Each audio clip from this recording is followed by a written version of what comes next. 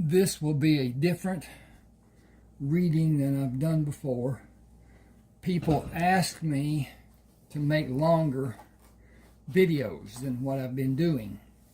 I was doing short 30-minute and whatever, and did an hour, and they want more, to be able to have freedom to go around and not just stand and listen, whatever.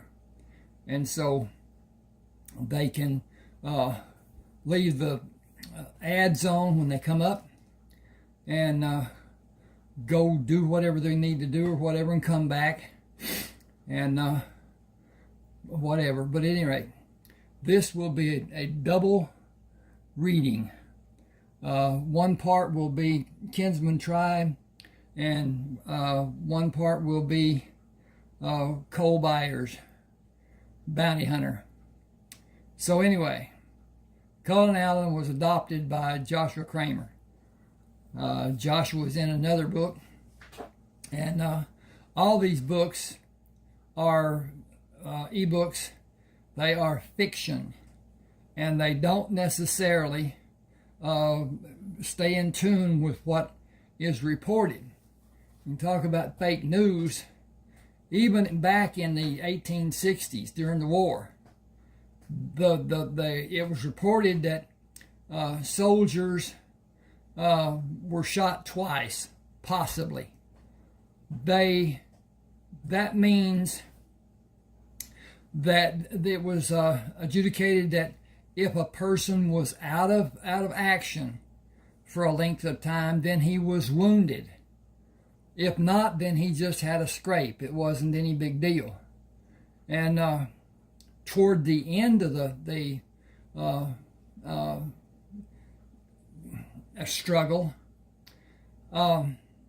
the supplies to the Confederate troops up in Ohio, the Virginia area,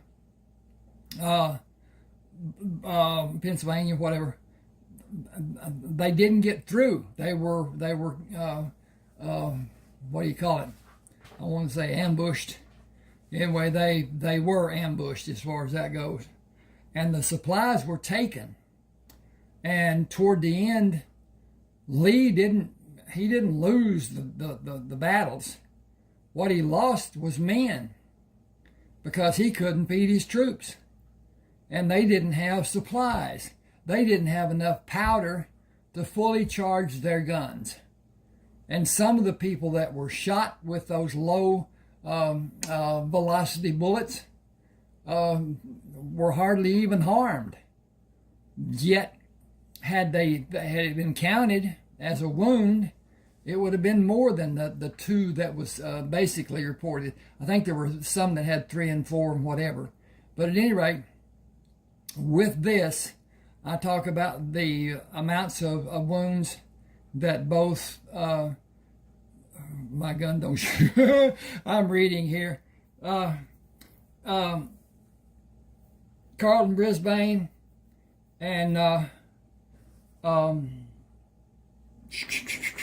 anyway, they were furloughed out from having too many wounds. And but anyway, that's different than this. But anyway, that's just a point of interest for me. The facts that were reported, they weren't any more accurate than they are now to some degree. But at any rate, what we have now to me is disgraceful. When we have a news broadcasting, even newspaper, the newspaper is more accurate now than it used to be, but it's still slanted. It's slanted on, and I'm not going to say that word, but you know what I'm talking about. And our president is maligned. Even the courts are against his doing what he's doing. There are all kinds of people with all kinds of objectives that are saying what he's doing and the reduction and blah, blah, blah is hurting the economy. What they're saying is it's hurting their wallet, and they don't want that wallet hurt. And those are rich people. Not. I don't mean a couple 100,000 or whatever. I'm talking about rich. and some of the people that we have. Why would somebody spend millions of dollars to have a position in the government that pays $174,000? But anyway, that's me. Anyway, I got that rant over with. I'm going to start here with Cullen Allen. And this is Kinsman Tribe Part 1. It's done in 2 parts because it's long. At any rate, here we go. Cullen Allen stood outside the light of the fire, looking into the camp. He was partially hidden by the shadow of a large oak tree as he watched the woman he earlier followed from outside the camp. She stopped near her rumpled bed to spread the ground sheet, flattened the blanket over it, knelt on the blanket, and laid full length on the blanket. Turning her head, she looked at Cullen and smiled. He smiled and watched her pull the edge of the blanket over her shoulders and closed her eyes. He said, "You are as close as I will allow."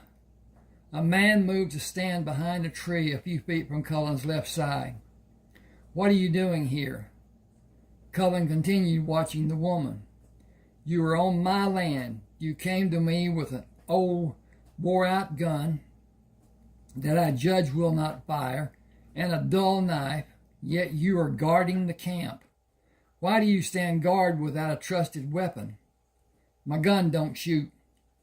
We only have 2 that will. They keep theirs and leave this one for me." Cullen said, "You are on my land.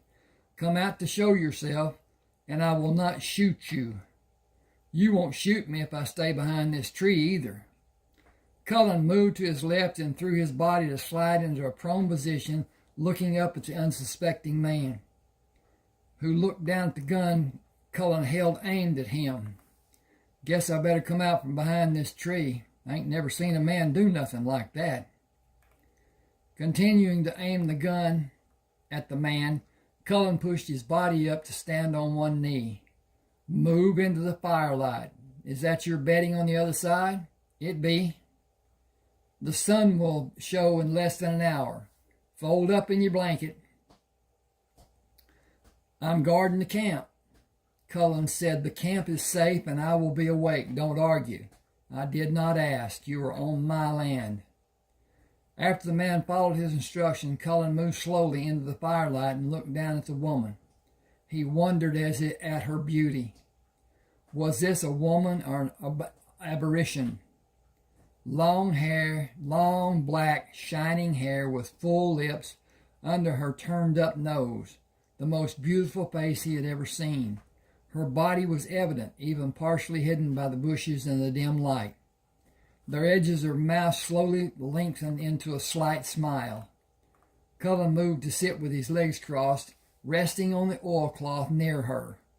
He turned his hand to rest palm up on his right knee. With her eyes slightly open, she pushed her hand into his, moved closer into a comfortable position, and closed her eyes. Cullen sensed she slept,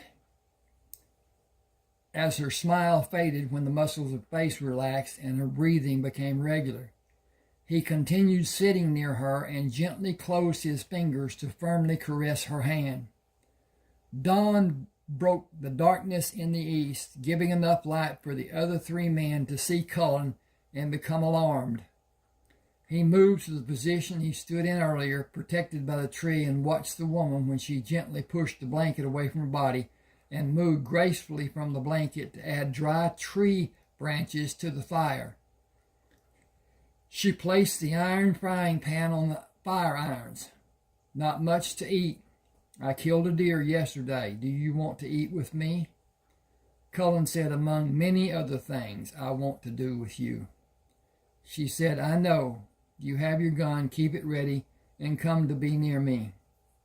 I enjoyed you being near me this morning." Cullen came to kneel beside her. "All I want is to be near you.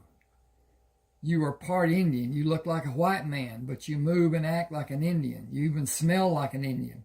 I knew you were not a threat.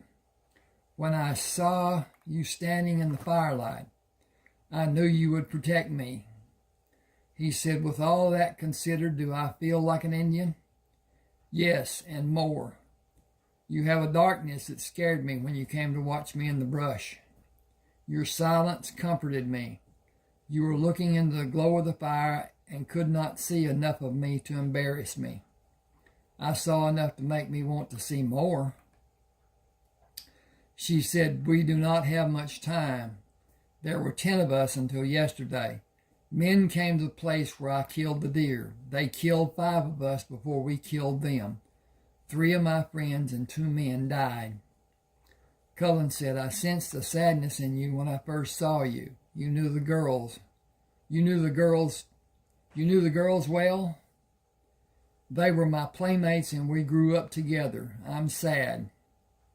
I will be for some time, I feel. You brought some happiness. Still, I think of them. They were full of life and deserved to have long, happy lives. The man Cullen talked to earlier moved from his bed. You still here? The 3 men sat up to see the gun Cullen held. I am friendly enough. Just keep your senses and do as you need to do, but leave your guns where they are now. If I wanted you hurt, it would have happened earlier this morning. One man asked, who are you and why are you here? Why are you with Alandra? And Cullen Allen, you're on my land. I choose to be with Alandra. He asked her in a hushed tone, will you stay with me? I am an Indian. I will not be accepted by your people. They will welcome you and keep you safe. I want you to stay with me. She said, I must go to my family or they will consider me to be dead for disrespecting them. I will never be able to see them again. They will turn on me and I will be their enemy. They will never forgive me and I can never go near them again. Excuse me. I will lose all in my family. Cullen asked, will you come to meet my family? She asked, are the Indians? Some are mixed as I am. She said, these men with me will not go. They cannot go. I cannot go without them. I cannot be out of their sight and be alone with you. I cannot be alone with any man. How can we be together? I must tell my family. I cannot disobey and live with them. Without you, I will always have need of them. I will always need them. Cullen asked, will I be allowed to go with you? You cannot meet my family until their permission is given for us to be married. We must be married before we can be alone. It would bring shame to me and my family. I would be killed and my body would be left for the animals. I would be considered an animal. He said, you have been educated. The priest at the church in Nacogdoches gave me assignments and challenged me. I need to tell your family I'm going with you. I need to tell my family I'm going with you. They need to know where I will be. If you leave me, these men will not allow you to be near me again. Your boldness... Wait a minute. Okay, that was Cullen speaking. Cullen said, I need to tell my family I'm going with you. They need to know where I will be. I need to just fix that. Hang with me just a second. He said,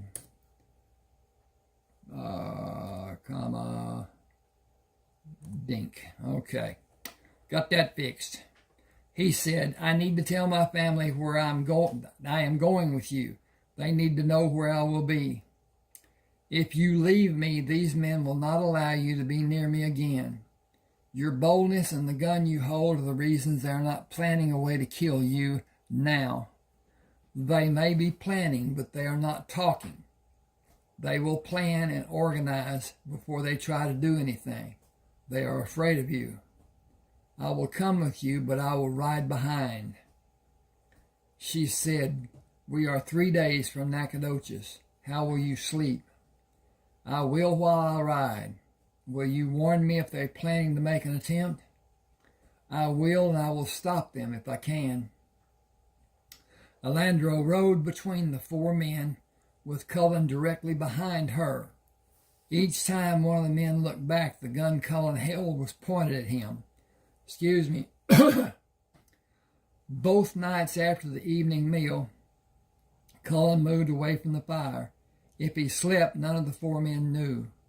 He was near Alandra each morning when they rolled out of their blankets. The guards each said he was not there during the night. They did not know when he came, but his back was never positioned for them to see it. The gun was always aimed in their direction. If they planned to kill him, got to scroll this down. The opportunity did not happen. Cullen stopped and sat on his horse outside the encampment where the I gotta get this down. They are at her family. Okay. Cullen stopped and sat on his horse outside the encampment where the family of Alandra lived. He waited as Alandra had cautioned. The 5 riders went into her family's camp without alarm being given. Cullen heard loud voices. Gunshots from inside the camp broke the morning silence. One, then another, and yet another. Alandra came from behind a shack, staggering toward him, and fell when the 5th shot was fired. He turned his horse to skirt the shacks. With the horse running at full speed, he moved straight at the man standing near her body. He turned the horse at the man on the left who was busy reloading his gun. The horse hit him chest to chest.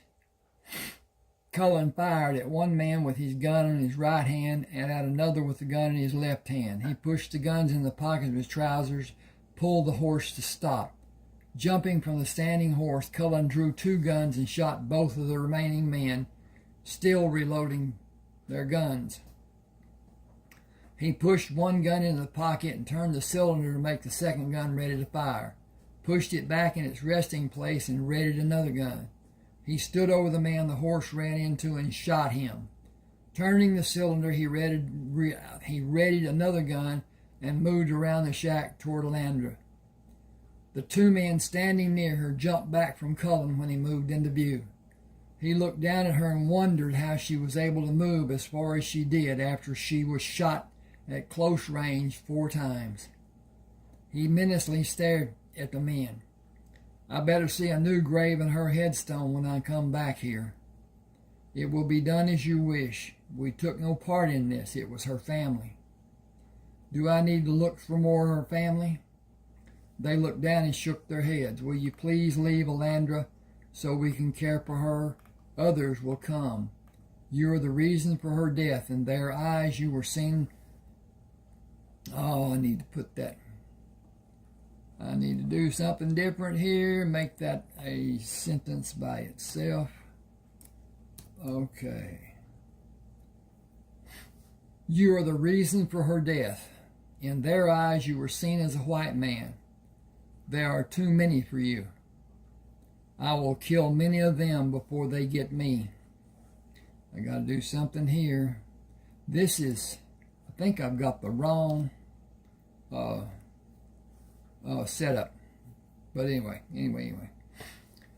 The man raised his head. You will not need to kill any more if you leave.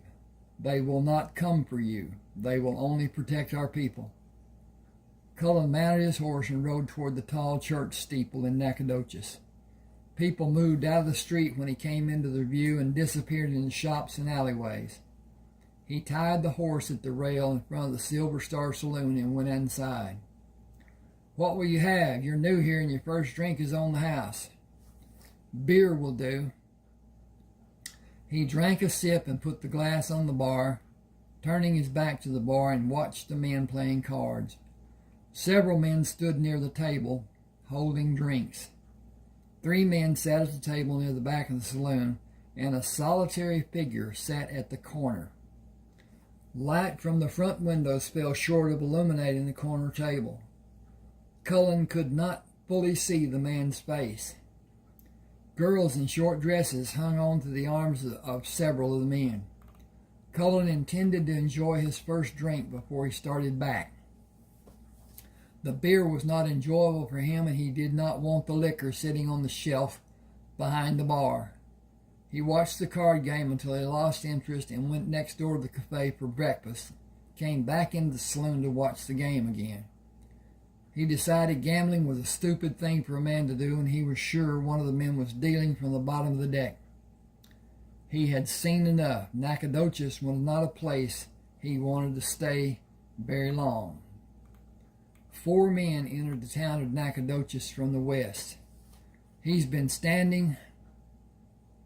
Yep, this is the wrong one, but anyway. He's been standing around the saloon like he was some kind of a god, watching the poker game and the men drinking and watching the women. He's standing inside a saloon and he ain't drinking. What kind of man would do that? That's why I come to get you to help. What's he done to you? I'm telling you. Abby over at the saloon said she'd bet him for free. He's one of them Kramers from up north. He's got no business down here. We're going to send him back tied backward on his horse. It's going to go back with him sitting that away. Good enough for him. Should have stayed where he belonged. This is our town. It's going to send a warning to them to stay away from here. Come on. Cullen moved through the swinging doors of the saloon and stepped into the hard-packed street. Graham shouted, "Hey, you!" Cullen spun to his right to face the 4 men and brought his gun up with his left hand. Surprised by his action, Graham put his hand on his gun, alarming Cullen. Graham clutched at his chest and fell forward, and Cullen shot him. Cullen dropped the first gun from his left hand and fired the gun he held in his right hand to the man nearest him who attempted to raise his gun. With his left hand, he drew the gun from the back waistband of his trousers and shot the 3rd man. He spun around and dropped to one knee to face the sound of gunfire that came from behind him.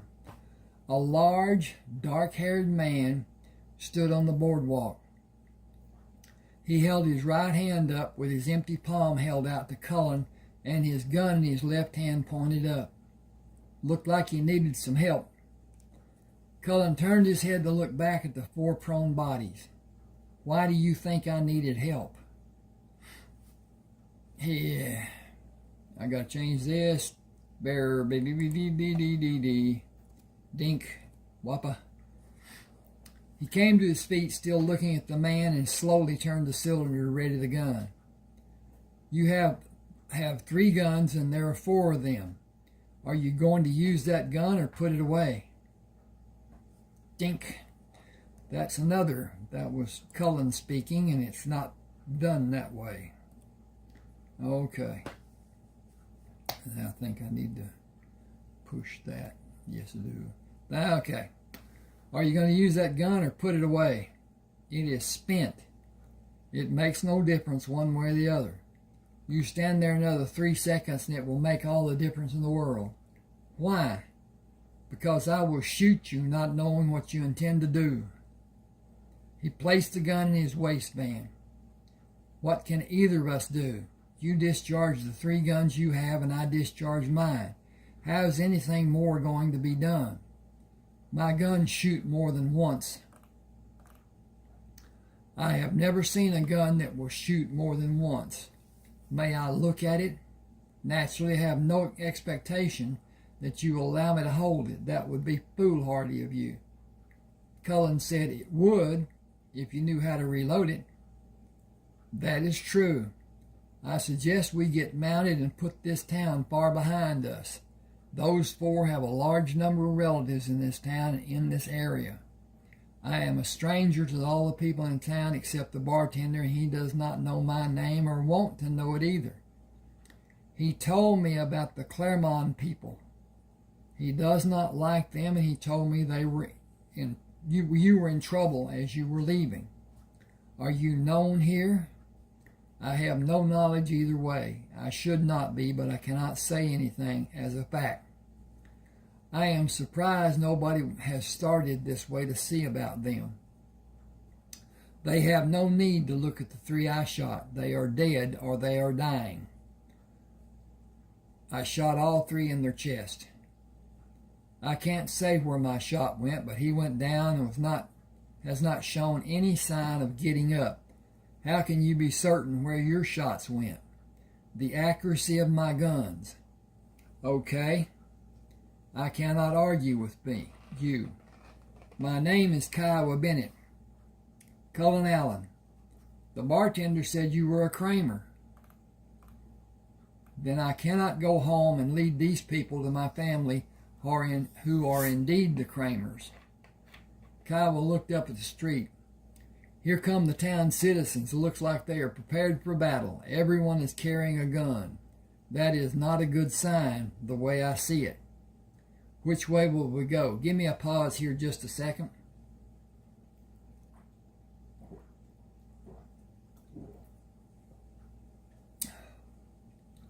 I am a long way from the safety of my home, and I cannot go there. Do you have a safe place to go? Just follow me. Cullen quickly retrieved his guns, mounted, and followed Kiowa east, leaving town. We will go this way and turn south and back west. This is the only safe way out of the town. The Claremonts hold land on the other three sides of Nacogdoches. This is Partner property, and they are not friendly with the Claremont people. From what I gathered while I was talking to the bartender, the Claremonts make enemies readily. I've been here several times and gained some information about the citizenry from the bartenders each time I came here. I will not come back after this. You should not either. The Claremonts will try to follow us, but I will lead them on a merry chase, and they will be confused, lose our tracks, and quit trying to follow us. Cullen followed Kiowa as he attempted to confuse anyone who might follow their tracks. He eventually led Cullen into a small grove of trees. Strip your horse, hobble him, and turn him out with our mounts. Cullen asked, do you have another stallion in the herd? They will fight even though they are hobbled. Most are geldings and a few females, no stallions. We need to have a permanent place to live, not just a camp. This is just temporary, and we move as often as we need to and remain concealed. How are you concealed? There are no people around us. Kiowa, we killed 4 members of a large family. Why do you think you are concealed? I backtracked and changed direction so many times and moved across rocks and used the water to hide our tracks. We did not leave a trail, and they cannot find us. I could if I wanted to find you. I will need you to show me how, or I will continue to believe I hid my tracks as my people showed me. You did nothing to hide your tracks. They are very easy to follow. You did not erase them with a tree limb, using the leaves, or use dust to cover them. I can follow you across rocks and search the banks of streams you traveled through and find where you moved back to land. Cloudy water is an indication of your travel, and taking time to locate where you made your exit from the water is not difficult. This camp is not concealed and not safe, even with the people you have watching. I could wait for the darkness of night and take all of you out in a few minutes. You do not have dogs to warn you of intruders. My people did not have dogs, and we stayed safe. You were extremely lucky. If that is the case, or your enemies were far away. Kiowa said, I bow to your wisdom, as I am not completely sure you are wrong. What do you think we should do? If the Claremont family is going to do as I expect them to do about having their relatives killed, they will find this camp and kill you and me and everyone with us. With that in mind, I would put as much distance between us and them as possible. When we have successfully hidden our tracks for more than a day, I would go to the southwest and gather a herd of cattle and take them to a port on the Gulf to sell them. How many men are with you? 21 of us altogether. Cullen said, you all have single-shot pistols. Okay. I'm going to just give me a second. I'm not even going to mess with this. Cullen said, you all have single-shot pistols and rifles? Kiowa said, yes, that reminds me. May I see your gun? First, why are you together? Kiowa said, for safety. We all have mixed breeding. Is that a problem? It is if we are alone and recognized. We are not welcomed anywhere. Excuse me. Cullen said, my blood is also mixed, but I have never been singled out as different. Possibly because I was raised by my adopted parents. My mother was Indian and Pa was white, mixed with Mexican and Negro. Then you have not experienced the society of haters who live in Texas. We have no rights and can be killed on someone's whim, if they are white or any other color, so long as they are not mixed blood like we are. Cullen said, it will take more than a few people to kill me, and it will never happen at night.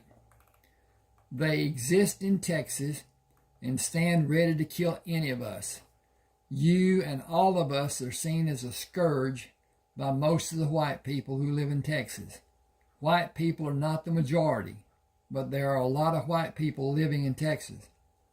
Cullen said, you need more guns. He pulled the gun from his left side and handed it to Kiowa. The cylinder moves to 5 different positions to allow it to be shot 5 times. I also carry 3 guns. That is 15 shots. They better send more than 10 men if they intend to kill me. I will take out 10 or more in a stand-up fight. If it is done with stealth, and if I have ample ammunition, I do not care how many men they send. I could not do anything to stop the men in Nacogdoches from trying to kill me. I did what I had been trained to do. I did what I practiced doing. I defended myself from being killed. Excuse me. I have no delusion of my safety. It does not require any wild guessing to conclude what actions the Claremont people will take. There is no doubt I have been named as a criminal, and my family also. I will warn them on the way north. They are constantly watchful, but the threat the Claremont people pose is real. It is more serious than any danger we have faced before. I have a plan to gather cattle and take them to the Gulf for sale after I warn my people. The morning after a good rest, I intend to begin. Include me to stand watch tonight as everyone does. Kiowa shook his head. The list has already been done. Excuse me. Wow. Just put me in the rotation and let someone rest. It cannot be done. Why? It is a simple thing to do. We have been doing it so long, it is a habit. That is a pretty flimsy excuse. Kiowa shook his head again. I am the only one who can read and write, and the men will not understand a change being made with all the confusion it will cause. I am not sure what you mean. I can't just tell some of the men that there's a change being done. I make them stand in 4 groups as the 4 guard positions. Line each group up in order of duty. While lining each up, they know what men will be standing guard with them each time. They know the others on duty before their turn, the ones on duty after them. Kiowa said, you look white. You do too. I cannot stand guard for that reason. One of the men might shoot you in the dark when he does not recognize the man he always sees by thinking you are an intruder. Old habits are difficult for some people. It is true for all of these men. Cullen took the gun from Kiowa. We will start to rectify all those areas when we have sunlight on the way up north tomorrow. You intend us to have You intend to have us go with you tomorrow? I intend to have you go with me in a few minutes.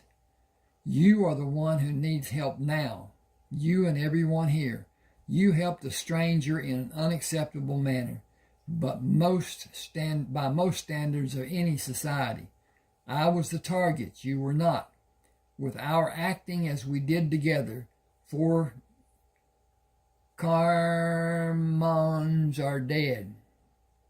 I have no illusion of my security or yours, and the more I think about it, the more inclined I am to believe leaving immediately is the best course of action.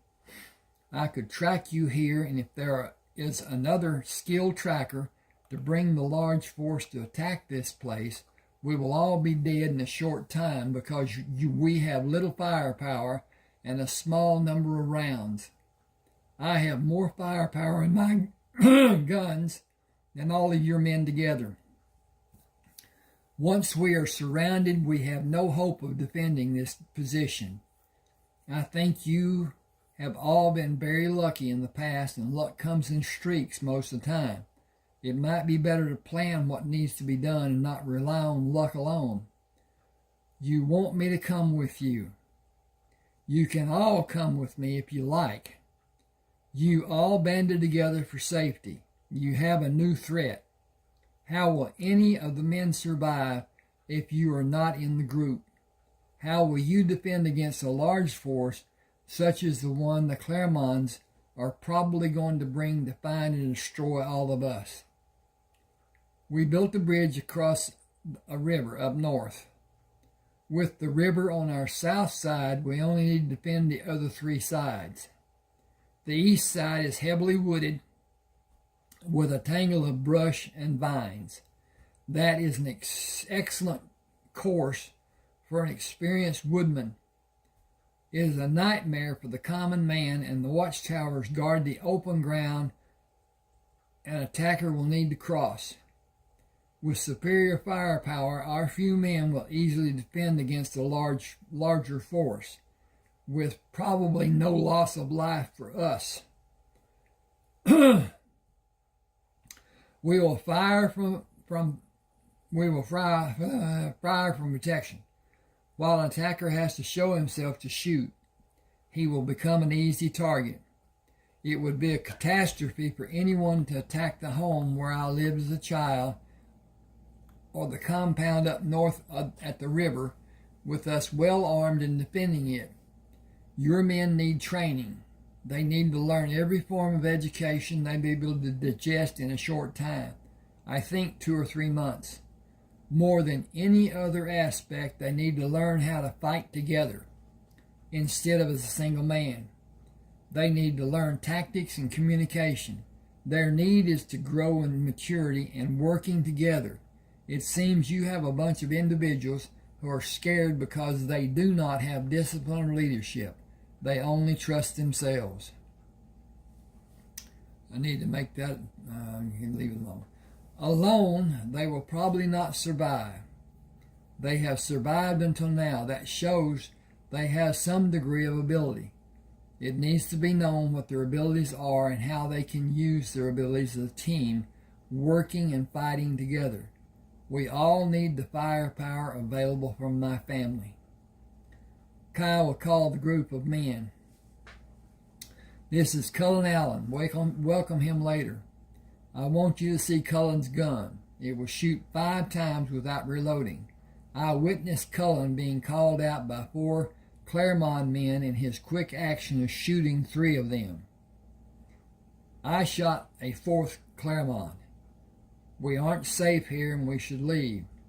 Cullen has a place up north. He believes it to be our best chance. I'll go with you and wish all of you would too. I will go with him. Excuse me. Boy, it is springtime in East Texas, and the pollen has got to me. And so the noises I'm making are clearing my throat, or attempting to, or whatever. At any rate, this will go on through the summer. because of pollen.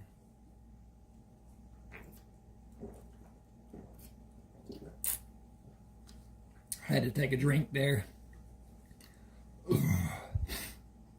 Okay. Let's see. Better get. We've been together for safety, and the threat to all of us is more real than it has ever been. All of you are not known to have been involved in the killings, but it becomes known that you're with me. But if it becomes, you will be a target too. I am certain the Claremonts will do all that is possible to find me and Cullen, and probably all of you. I do not regret that I helped Cullen. I would have done the same for any of you. I believe Cullen would also. He is the type of man who will not stand by and watch an injustice being done. That's true for every man in this camp. Cullen told me he could find us by following the tracks we made coming here. I have no reason to believe he is wrong. There may be others who can. With that in mind, we cannot stay here and trust that we're safe. We must take every precaution to be certain. I made my choice to leave and go north as I believe it to be forced on me. You will each need to make your own choice. The men continued standing as they had been and remained silent. Kiowa looked at Cullen. What needs to be done? We need to organize. Our union will be by voice, but one man will need to be the voice for everyone, with any one of us as a designated leader. If it comes to a point of disagreement for me, I will go my own way. I have lived too long to allow someone to jeopardize my safety. I will acquiesce to anything being chosen to do that is safe. I will not if I judge it to be unsafe or life-threatening. You all know each other. Pick a person to lead. Kiowa looked around the men. Anyone think you should lead? Anyone think you have abilities greater than Cullen's? Max Ironlegging said, we all came to you.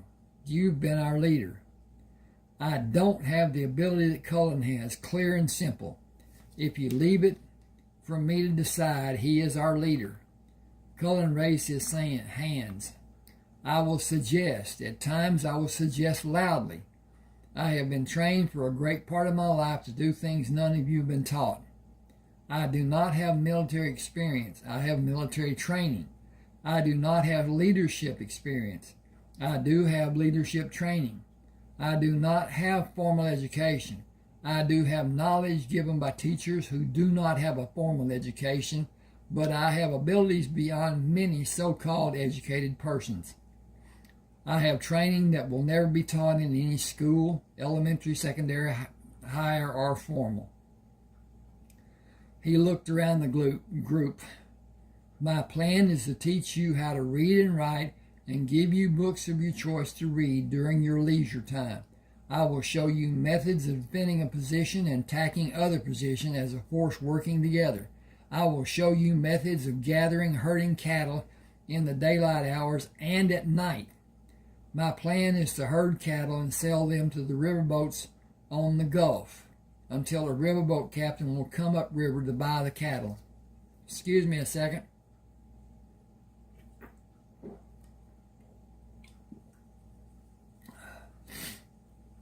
Cullen looked around the men standing in a half circle. You can go to the northern compound with me and remain there safely for any number of days you may like, as long as you respect my family. Outside the inner circle of my immediate family, there are a few white people and a few are of mixed blood. The others are Negroes. If you do not object, you are at liberty to join me and have a life you will not readily have if you remain solitary. Corey Yellowhand said, I got no problem with all you just said we will do. I got a problem with knowing some of what you said. I ain't never heard some of those words you used. I looked around while you were talking and saw some of the blankest flat faces I have ever seen. Grown men with their mouths hanging open. I will not apologize for my speech except to say you all have the opportunity to learn if you come with me. I suggest packing the camp and leaving here as soon as possible. There are far too many in this company to be able to cover our tracks. We may be followed. We will travel as fast as possible, as far as possible. It will take 3 days to get to the river. Take short rests and move out after those rest breaks. Wow, Pepsi. Travel at night when it may be possible and in the daylight hours. Kiowa held the gun out to Cullen. We can't travel at night. I will lead you and you will stay close, following in a single file. We can't take a chance of something being in our path. I can. If you all follow me, you can too. Kiowa looked at the men in the group. I trust Cullen. I'll follow him, and if something happens, it'll be on his head and mine, and you should all be able to get away from us and away from whatever harm there may be. It is my choice. I advise all of you to come with us because I can see no other way. Talk about it if you need to, but I am going. John Salinsman said, I am going, and I advise everyone to go. We all know the danger we face. It is known that our bloodlines are not acceptable people. We have all seen people like us murdered, and the law did nothing. I won't wait for them to come here. I'm going. Boston Lightfoot looked around at the men. Anyone not going? When no answer came, he said, we will eat, get our canteens filled, pack everything, and leave. Is that the plan? Jack Calhoun said, we have almost finished packing, so we will probably be ready in less than an hour. Cullen, can I see your gun?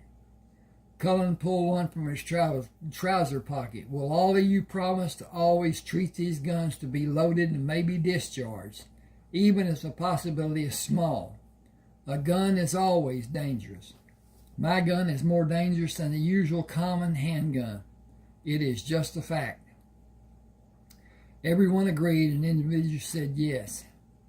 Kiowa looked around the group of men. I think we just made a partnership that will give us more help than we've had until now. It is a life-changing improvement. Shall we begin the journey of our enhanced lives? Cullen grinned. Do we have a tribe? Kiowa began walking away. We are all kin. We are each a kinsman in an organized tribe, a kinsman tribe. Cullen pointed. The fastest way is north on this trail until we get to a trail leading northeast. It will intersect the road going north to my home place. We have about 2 hours of daylight. In 4 hours, we will stop for a 4-hour rest. 4 men will each stand watch for 1 hour. Everyone will have at least a 3-hour rest. If we follow that scenario, we will be at my home in 2 days. I brought jerk meat to last me. Will we need to hunt for food? Kiowa said we each have some dried meat, but not enough to last. Cullen said wild cattle are not abundant here. They have been gathered, but some are scattered, and only a few are butched. I've got butchering on my mind. Bunching them and roping a young one will be easier. We can easily find them tomorrow. None of you have ropes. Have any of you had experience with herding cattle? Kiowa said, we traded the ropes for guns, but we can all use a rope. The life we were forced into was not well planned, and we came together with what we had, which was not much. We devised ways to trap and butcher our meat. Some men are knowledgeable about plants we had to eat. We are not suited to be thieves, but everything we had is becoming older and less useful and needs to be replaced if we are going to survive. We need a means to replenish our goods and possessions. Hang just a second. I got to check this out. I hadn't even done that and should have already. Okay. Okay. It's going okay. I want to interject here. Each of these videos have manual ads that I place the positioning to be where the changes are made, and so it's I can't tell you about it completely. Then YouTube is going to place ads in all the videos at different areas than what has been manually done. So they're going to add ads, make ads that are much more prolific in number than what have been. And what I'm going to do, I'm going to make less, place less ads and let those ads be in the place. So it will reduce the ads that will be, because they're gonna put the things on no matter what I do. And I hope with this being as long as it is, that when the ads come up, you will just let them run, get a drink, go to the bathroom, do the things you need to do, clean the house, whatever, until you hear me talking again. That will give me extra money, because the ads being watched, as far as the algorithm goes for YouTube, it doesn't matter that you see it or not if it's being played on your device. And that's part of my plan. My real plan is to sell my ebooks.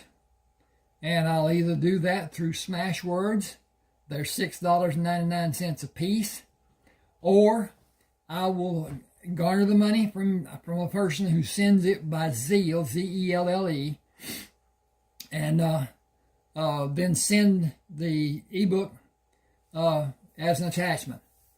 That will be the complete book, and most of them are around or near 80,000, which is what the people were saying they should be when I first started writing. I have books that are done in parts.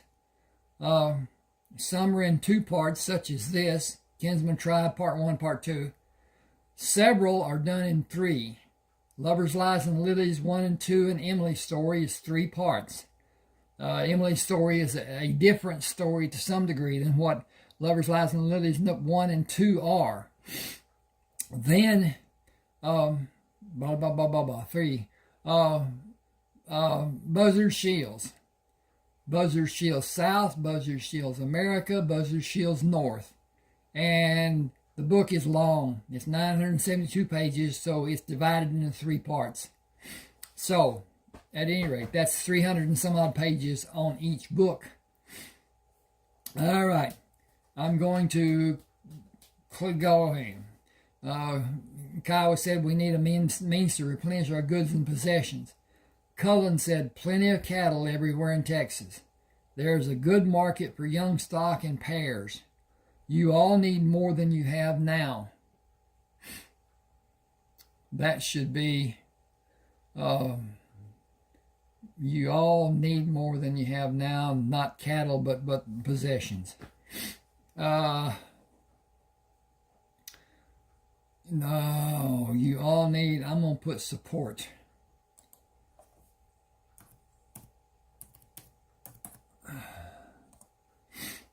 You all need more support than you have now. You can get it at my home place and pay for what you get later. That is the only answer I have. Is it enough? Kiowa said it's the only answer we have had since we formed this group, but how do we stay away from being seen and possibly killed? All of us have a price posted somewhere. All it requires is our head to be presented for payment to be given. Our heads We cannot even complain, much less defend ourselves. We are seen to not be human.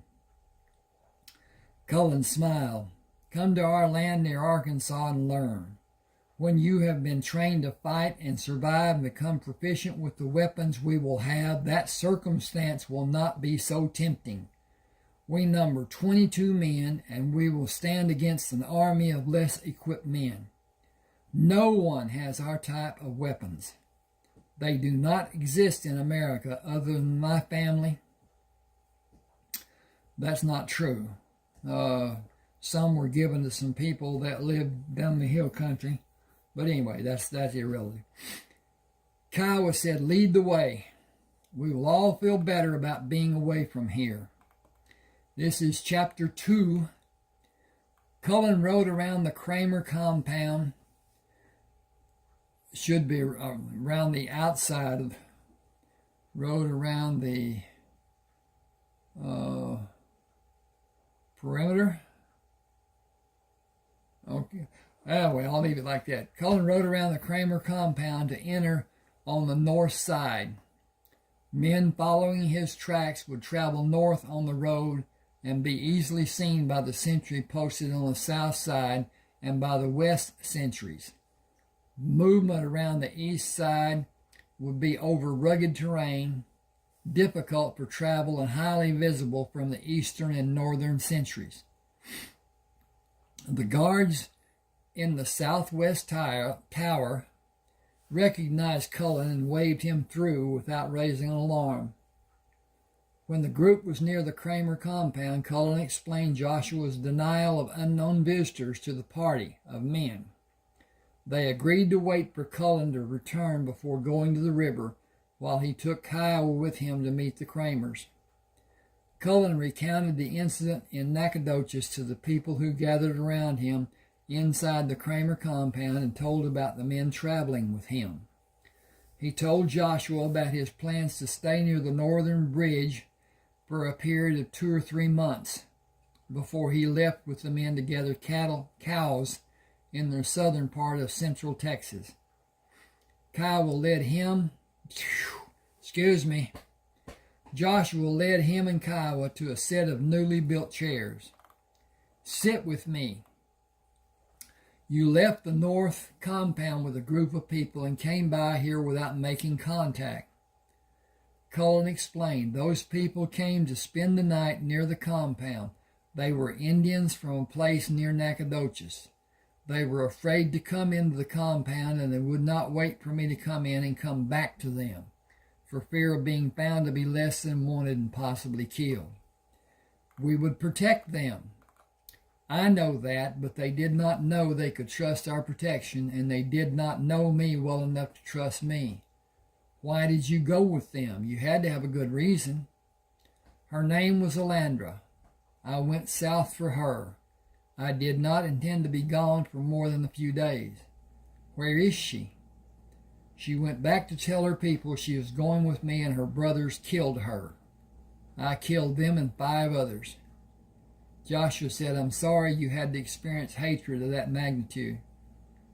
They did not let her explain that I am of mixed blood. I was not allowed to go into the camp to talk to their people as I wanted to do. It was my intention to keep her safe and bring her here. When she told them she would go with me, they saw me as a white man and spat on her and killed her. He searched Joshua's face for understanding and continued. Papa, I have never seen anything like that. Her own brothers killed her. I killed those who shot her, and I did not know what to do after it happened. I went away from the men and made certain they did not follow. Nighttime came and I could not sleep. I started back home and stopped in Nacogdoches to see what a town looks like. It is a big town, not like Big Cypress. Joshua said it was a Spanish mission, one of the oldest establishments in Texas. Cullen continued, I got there at night and found the saloon still open and drank beer. Well, I did not really drink it. I found it to have a repulsive taste. I listened to the men talk and watched the women. Is it their purpose to get the men to drink more than they normally would? It seemed that way to me. Joshua said their purpose is to entertain the men and make money for their own pockets and for the saloon. Cullen continued, I went to see the church and lit a candle for Elandra and stayed there until daybreak. When I went back to the saloon, the Claremonts tried to kill me. Kiowa killed one of them. We joined forces and came here. Joshua spoke to Kiowa. Thank you for helping Cullen against the Claremonts. We will be alert for them. Supplies are ready to be taken to people at the northern compound. Take guns to arm the men you have with you. You can collect the payment for them when you complete the cattle sales. It will require several trips for payment to be made, or the men will not have cash after the drive is finished. Go to the northern compound and do whatever you need to do as long as you need. Allow time for reflection and composure. We are not well suited to suffer a loss. Our thinking changes to a protective mode. You will require time to reflect on the events you are attempting to qualify. It is a process you must find, not to understand, but to rid yourself of the emotions confronting you. They are not controlling you, but you are reacting to the ridiculousness of them happening. You are feeling guilty about occurrences you could not control. You could not have known they would happen. You must discover how you will live with those memories. It will not occur swiftly. Go north and stay until you're ready to live a normal life. You will find the way. Draw on the teachings and instructions you were given earlier in your life. Answers to all you need are present within the knowledge your training instilled at your disposal. Having the answers will not come in a short span of time. Joshua smiled. I am glad you had the opportunity to experience beer. I am also. That curiosity has been quelled. You should tell everyone what you plan. Many may want to accompany the group bringing supplies to you. Some may desire to go with you on your cattle drives. I know you will guide and protect them. I think they would be risking too much if they came with us. I will do my best. The wagons will be loaded tomorrow morning with the supplies you need in the coming months and replenishment for the northern compound. Bring the ore that has been gathered when you return. Joshua turned to Kiowa. Cullen has been trained and instructed in a manner you may find difficult to understand. Do not attempt to. Allow him the freedom to act as he will reasonably be needed. He has skills my forefathers were taught and developed from the time they were able to reason. We will know when and where to follow. All of my sons are capable in areas most men do not perceive to be possible. Kiowa said, I have witnessed some of his abilities. Everyone with us knows, and we will follow without questioning his leading us. That will be enough. You are welcome to come at any time you choose. Only one other will be allowed to come with you. It is a long-standing rule to aid in our safety. Heath waved when he saw Cullen stand. Kiowa, come meet my brothers. Heath met Cullen with a bear hug, raised him off his feet, and turned them in circles. Placing him on his feet, Heath asked, where have you been? It is a long story, and men are waiting for us. I told Papa he will tell you. I killed some men in Nacogdoches. This is Kiowa Bennett. He killed a fourth man when he thought I needed help. We will go north to stay for a time and come back to gather cattle south of here to sell on the Gulf. He hugged Sherman. Kiowa, the man you just did this little dance, the man who just did his little dance with me is Heath. This is Sherman. Heath shook Kiowa's hand before Sherman said, thank you for helping our brother with his need. You are always welcome. Cullen asked, will you come north and visit? Are you expecting trouble to come to us? I do not know what may happen. We number 22 men. Papa will arm and supply us, and I will instruct the men about the guns and strategies. We will stop to visit on the way south when we are ready. You could help if you come up, even for a short visit." Sherman shook his head. "We should wait until we know what is apt to happen. I have an ominous feeling. You have a darkness that troubles me. How many may come?" Cullen said, "Too many of them live in Nacogdoches to make an accurate statement. They are a cloddish bunch." Sherman said, "We will prepare for them, and I have no feeling of imminent danger. Do you, Heath?" "I am only feeling Cullen's disturbance. You defended yourself. Why are you so disconsolate? What happened before you went to Nacogdoches that has you upset?" "A woman I met was killed." He said, "You should have come home. You were not in the frame of mind to act as you knew to do. You are not even now. It would be better for you if you stay with us to have our support." Cullen said, "I know how to do what is needed. I could not foresee her death. She would still be alive if not for my actions. I cannot correct or qualify it. Papa told me to go. I need to be busy and find my way. It will not happen quickly. I would be a disturbance if I stay here." He said, "I am not needed here. I will drive a wagon. You need me." Sherman said, "Let Heath help. I feel you're struggling to escape rather than confront your grief. Escape will ease your difficulty only slightly. Confrontation and deliberation will resolve it, given sufficient time. Only that and even more time will allow you freedom from the other people's action." Boy, that's jammed together. Think. "You could not control either situation. You are guiltless, in fact, but you are not yet grounded." I'm going to save this.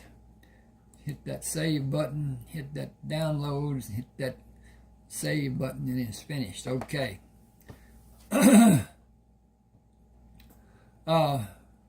Only that and even more time will allow you freedom from the other people's actions. You could not control either situation. You are guiltless, in fact, but you are not yet grounded. Understanding will come to you eventually, faster with Heath's understanding and guidance. You must clear that path to be able to follow it. He looked at Heath. "Papa will not desire your leaving. You should spend time with him and listen well to his counsel. You will tolerate Cullen's resistance when you should not. Old habit, grown out of brotherly protection.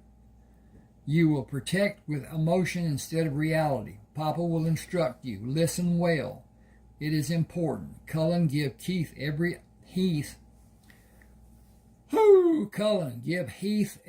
iota of information. Do not attempt to protect him, as you will be driven to do. Fair enough?" He said, "It will be needed. It will not be comforting for either of us." He gripped Cullen's shoulder. "I will meet you at the wagons tomorrow. I will say my goodbyes first and be ready to leave when you are." Cullen said, "Will you show Kiowa around? I have not seen anyone except Papa and you." Sherman said, "I will. Heath will talk to Papa. Give me a hug and know you will." Ding, ding, ding. Well, now, am I off here? What's going on? Okay, now it went up. Okay.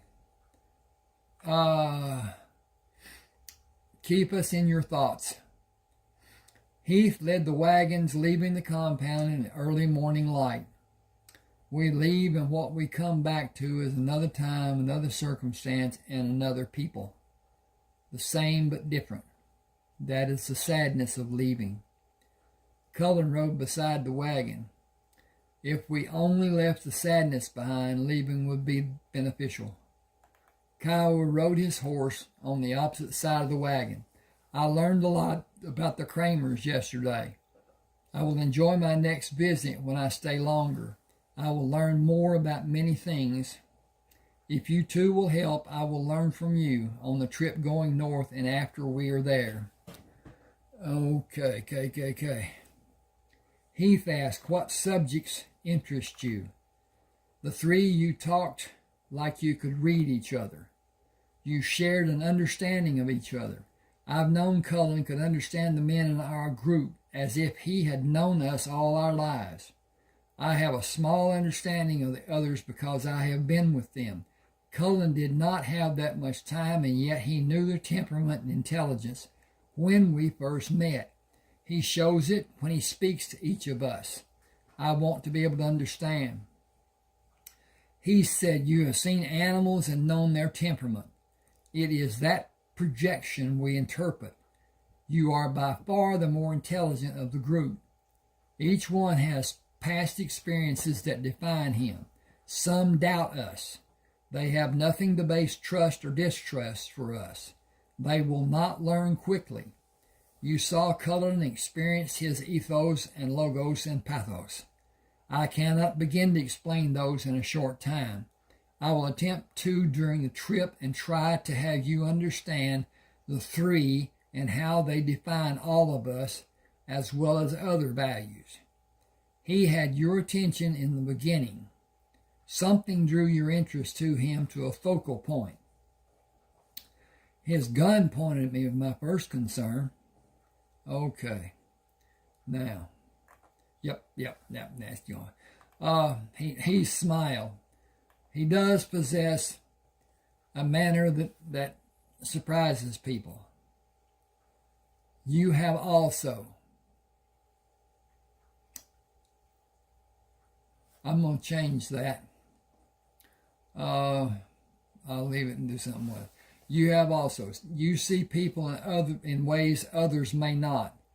Your interests lie mostly in philosophy and academics. The other men are more logic-based. Your interests have no working value for most of them.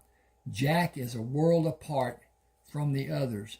He has multiple interests like you, but what appeals to him is based largely in logic with a smattering of other curiosities. It severely restricts his perimeters of learning. Parameters? Well, better. Yeah, get on.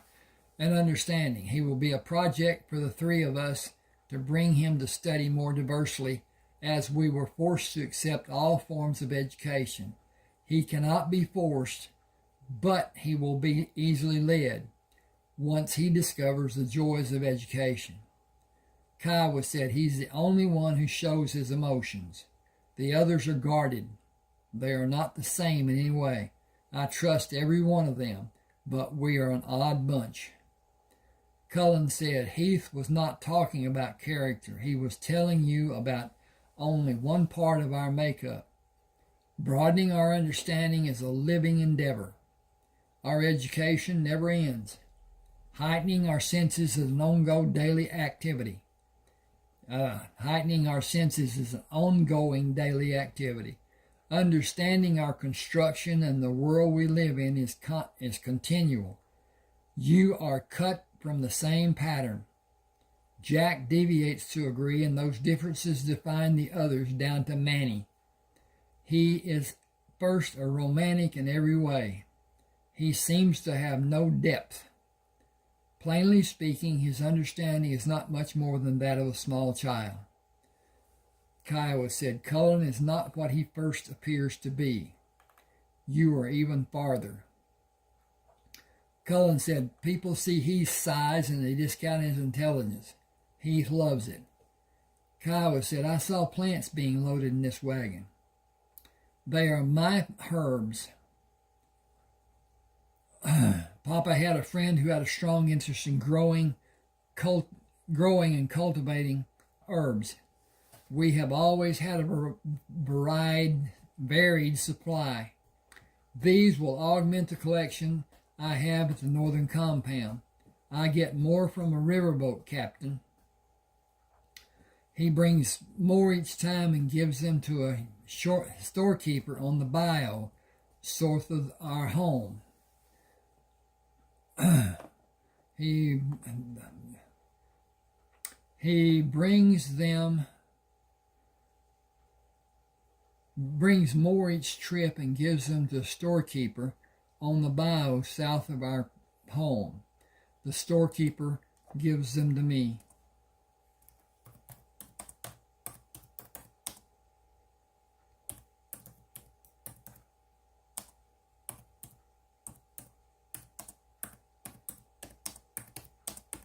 Okay, got that part done. Got an extra T in there. Okay, I'm going to hit this button up here, and hit that button right there, and hit that button right there, and be done with that button right there. Okay, that part is saved. Cullen said Heath has herbs he propagated from other types. They have medicinal properties and enhance the taste of food. Kiowa said you had instructions beginning in your early years. Learning was easy during that time. I worked on our farm with my brothers. I never saw a book until I was 17. I learned to read by myself and later taught my brothers. My ability to read is slight, mostly because I have only 2 books to read.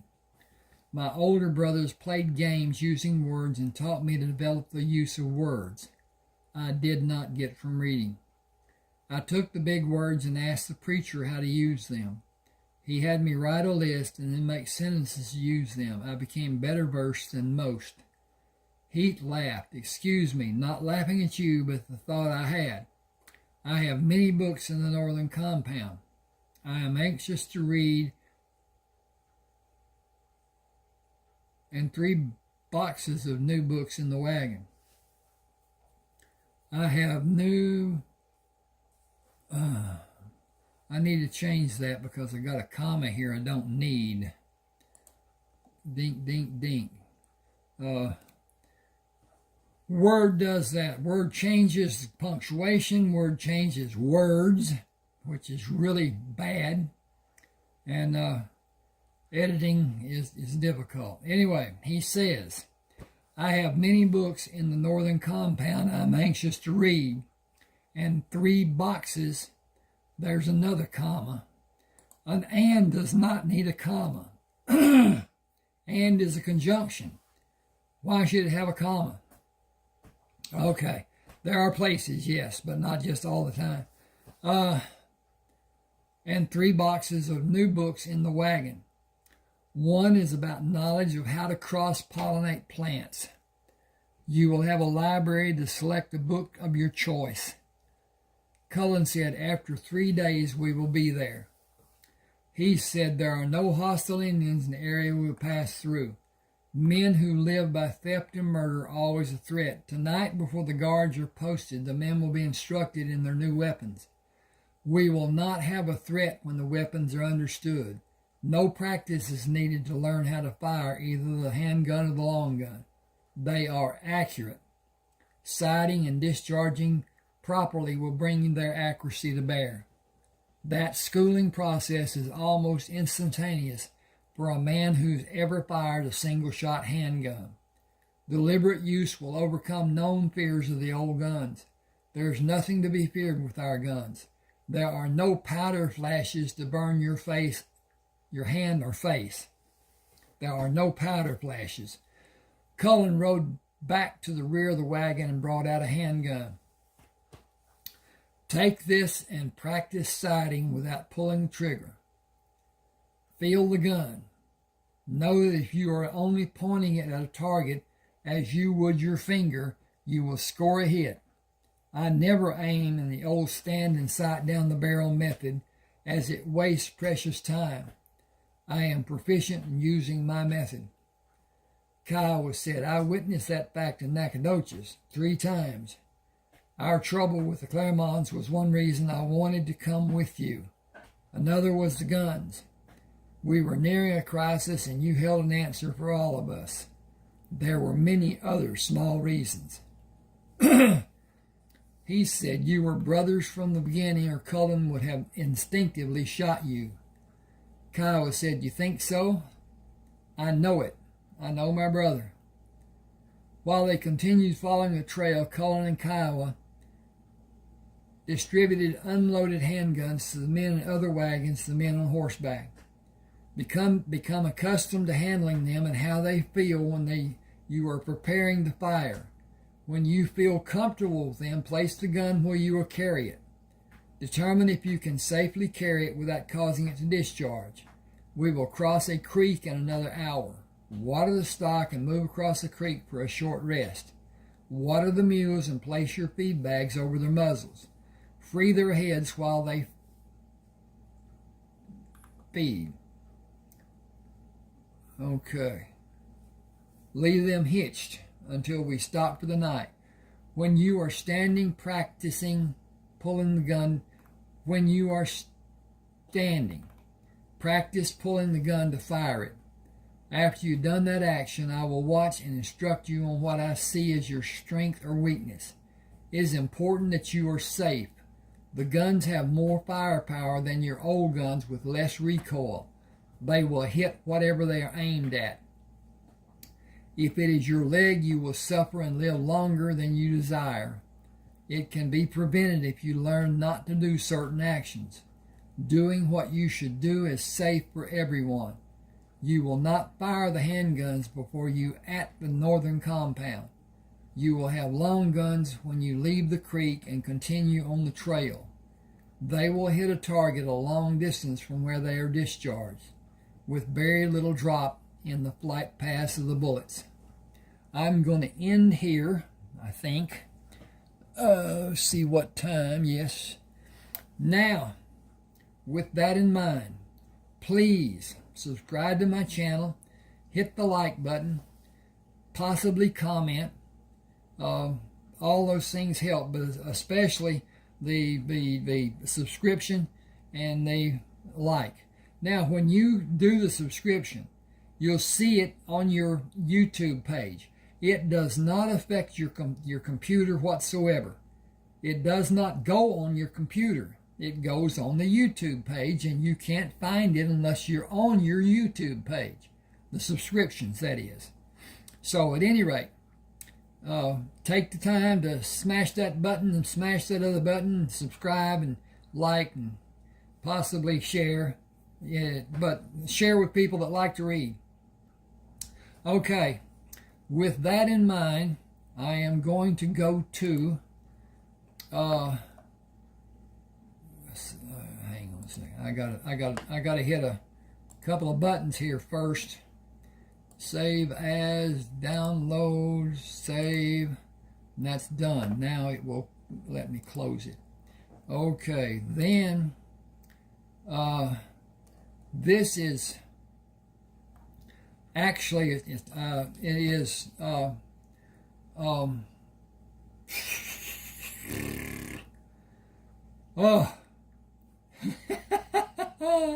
summer help wanted.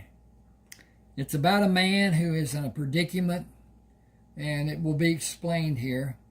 But at any rate, I'll start. The sign hanging in the Quick Mart window glared at Eric, mocking his plight. A few months earlier, it would have been the answer to a prayer. Now a solution was at hand, and it was simply too late. He could take the part-time job and have the needed extra money, but the damage of ends not meeting financially had mapped out the final destination of his marriage. Kay took comfort in the arms of another man, and he could see the handwriting on the wall. Go your own way, goodbye, and good riddance. Pulling the screen door open, he pushed the main door opening into the store. Hey, Martha.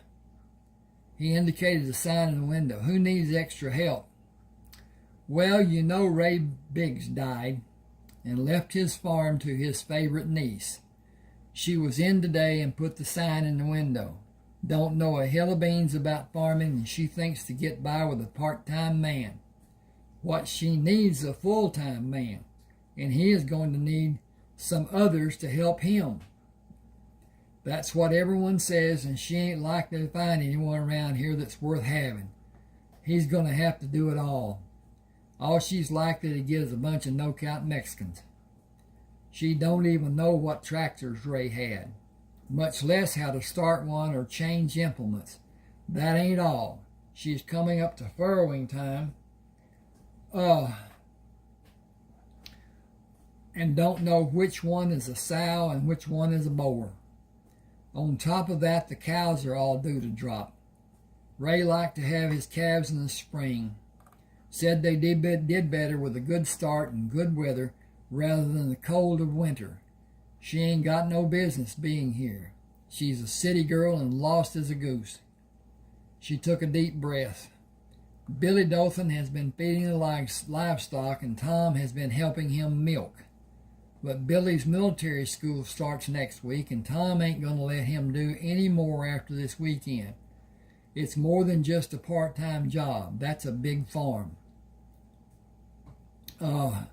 Cynically, she asked, how about you? Interested? Heard things weren't going real good with you. Tramble was a small town, and what people did not know, the local gossips made up with half-truth, conjecture, and innuendo. Eric ignored Martha's remark. She and Larry Priest had a standing appointment at her house for a rip-snorting weekend drunk. She was the mother of his two closest friends. Still, he held little respect for her, but remained courteous. We can all use extra money, but right now I need a loaf of bread. Kenny climbed up on the kitchen counter and used the cabinet shelves for a ladder and destroyed the one we had on top of the refrigerator. That should be destroyed the sack of bread. Anyway. Destroyed the bread. Okay, that's done. The problem with writing is editing and getting things right, and it doesn't always happen, as I just witnessed. Okay, he was trying to get a slice of bread and rip the sack open. His movement to open the bag sent pieces of bread all over the kitchen floor. He was not able to reverse his movements to get back down. He was stuck on top of the refrigerator. He was not very happy about that. We sometimes dig a hole too deep to manage, but life is all about the averages. He had success and failure, but he will learn from the experience and find the ability to define the repercussions and formulate an exit plan later in his life. I haven't seen Clayton or Merle since last weekend. Is Patch's leg mending all right? You mean the flag race where he banged it on the gate that idiot closed? It isn't real bad, and the swelling went down real fast. He'll be ready to ride this weekend. He's hard to beat on the barrels or flag race, but only Clayton can ride him. Only him, too, and Patches won't ride double. That's why we got him so cheap. Eric knew Patches acted badly when he was allowed the freedom. Unknown to Martha, Eric held the papers on Patches. Eric, Merle, and Clayton shared what little they had. Patches was considered Clayton's horse, and Eric had ridden Patches after Merle bet $500 gazillion that Patches would put him on his butt. Merle lost the bet, which was made by two good friends. They were always betting some outlandish amount and knew it was only made in jest. Eric rode Patches to keep the steer riding straight or hazed when Clayton and Merle bulldogged from Eric's horse. Clayton hazed from Eric and Merle while they bulldogged using Eric's horse. Their partnership began at a rodeo when Clayton offered to haze for Eric in exchange for Clayton's use of Eric's horse in team roping with Merle. Their association grew over the years into brotherly love. Here's the bread. That'll be 35 cents. He paid her, went to his pickup, and wrote the telephone number on a piece of cardboard he found behind the seat. His intention was to drive out to the farm to talk to the woman to have a better feel for what kind of person she was and what she expected to be done. He wanted a number in case he was unable to see her. He desperately needed the extra money. He enjoyed farm work. He was skillful when doing anything with his hands. Starting the truck, he turned north and waited for an eastbound train to move through the town. He waved back at the conductor on the last car passing through the crossing. The train whistles were a regular occurrence, and it had been many months after they moved to Tramble before he came to the point of tuning the blasts out and sleeping soundly. Eric recognized all the train crews, having met them through Kay's Uncle Earl, who was retired from the railroad and lived in Willoughby, where the train terminal and roundhouse were located, and where Eric worked as a mechanic apprentice behind the Oberfeld Ranch and Home Store. Colonel Oberfeld, a self-imposed title, built the ranch and home stores, which were in many cities across the state, and subsequently built the Oberfeld clutch factory in Willoughby, after acquiring the patent for the clutch.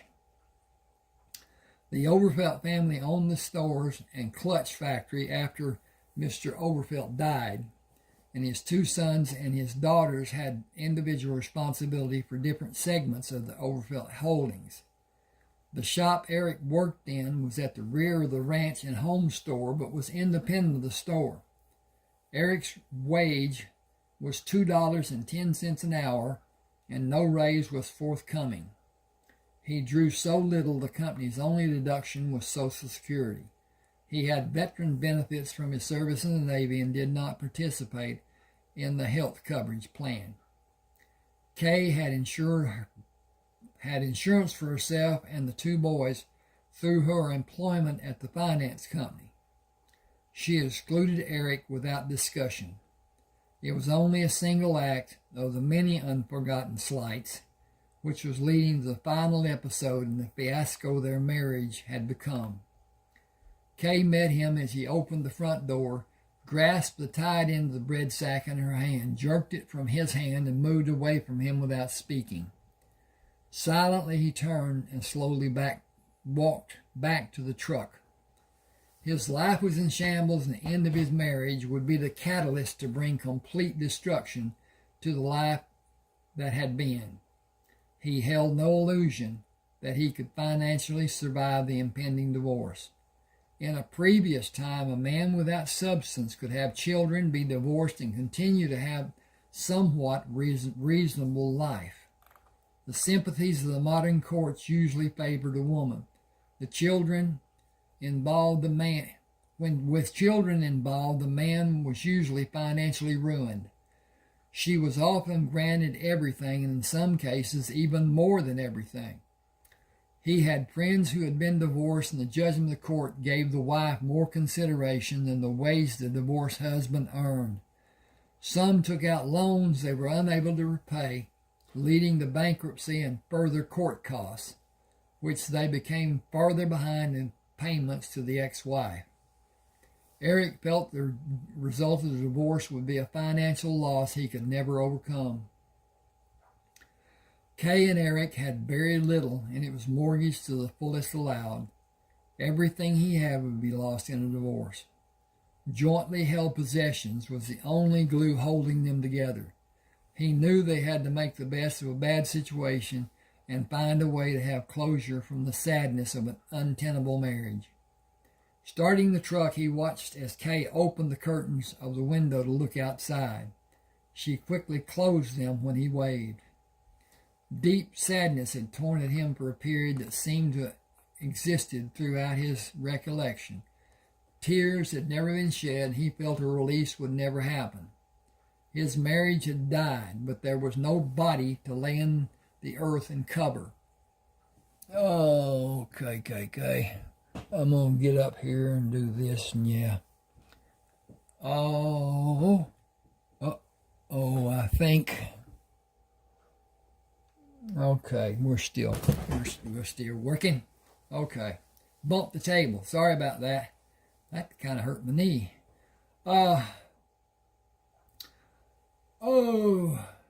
He would become a stranger to the boys. He had lost all purpose in his life. Now his only function was to make money and support those people who would soon leave him and begin a life that excluded him.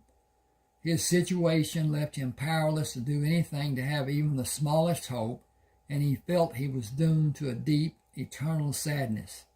A glimmer of hope came with the chance of a part-time job to offset his mountain of financial obligations. He moved the truck down the gravel street, then turned east to the highway and the blacktop road leading out to the farm. After the relative comfort of the asphalt, the dirt road leading up to the house was a jostling ride, as the headlights moved from a straight line of sight at ground level to above the horizon and almost extinguished when the rear of the truck bounced and the front nosed down, then reversed the process. The washboard effect of bumps and valleys was harsh at any speed. He drove as slowly as the truck would allow, which was at least 5 miles an hour too fast. He struck his head several times on the overhead of the truck and pulled himself back to the seat as the pitch and yaw jostled him from side to side, up and down, inside the cab. The engine lugged to a stop when he slowed to cross the cattle yard and enter the yard. Starting the engine, he parked on the road at the side of the wood-framed house. She stood on the porch in the dim light of evening when he walked around the corner of the house. "Nice night for a ride. I am sorry the lane is so bumpy. The milk trucks are making it worse every day. They make a terrible racket coming and going. There is a blade that can be pulled to smooth it out, but I have no expertise with machinery. Hi, I'm Cheryl."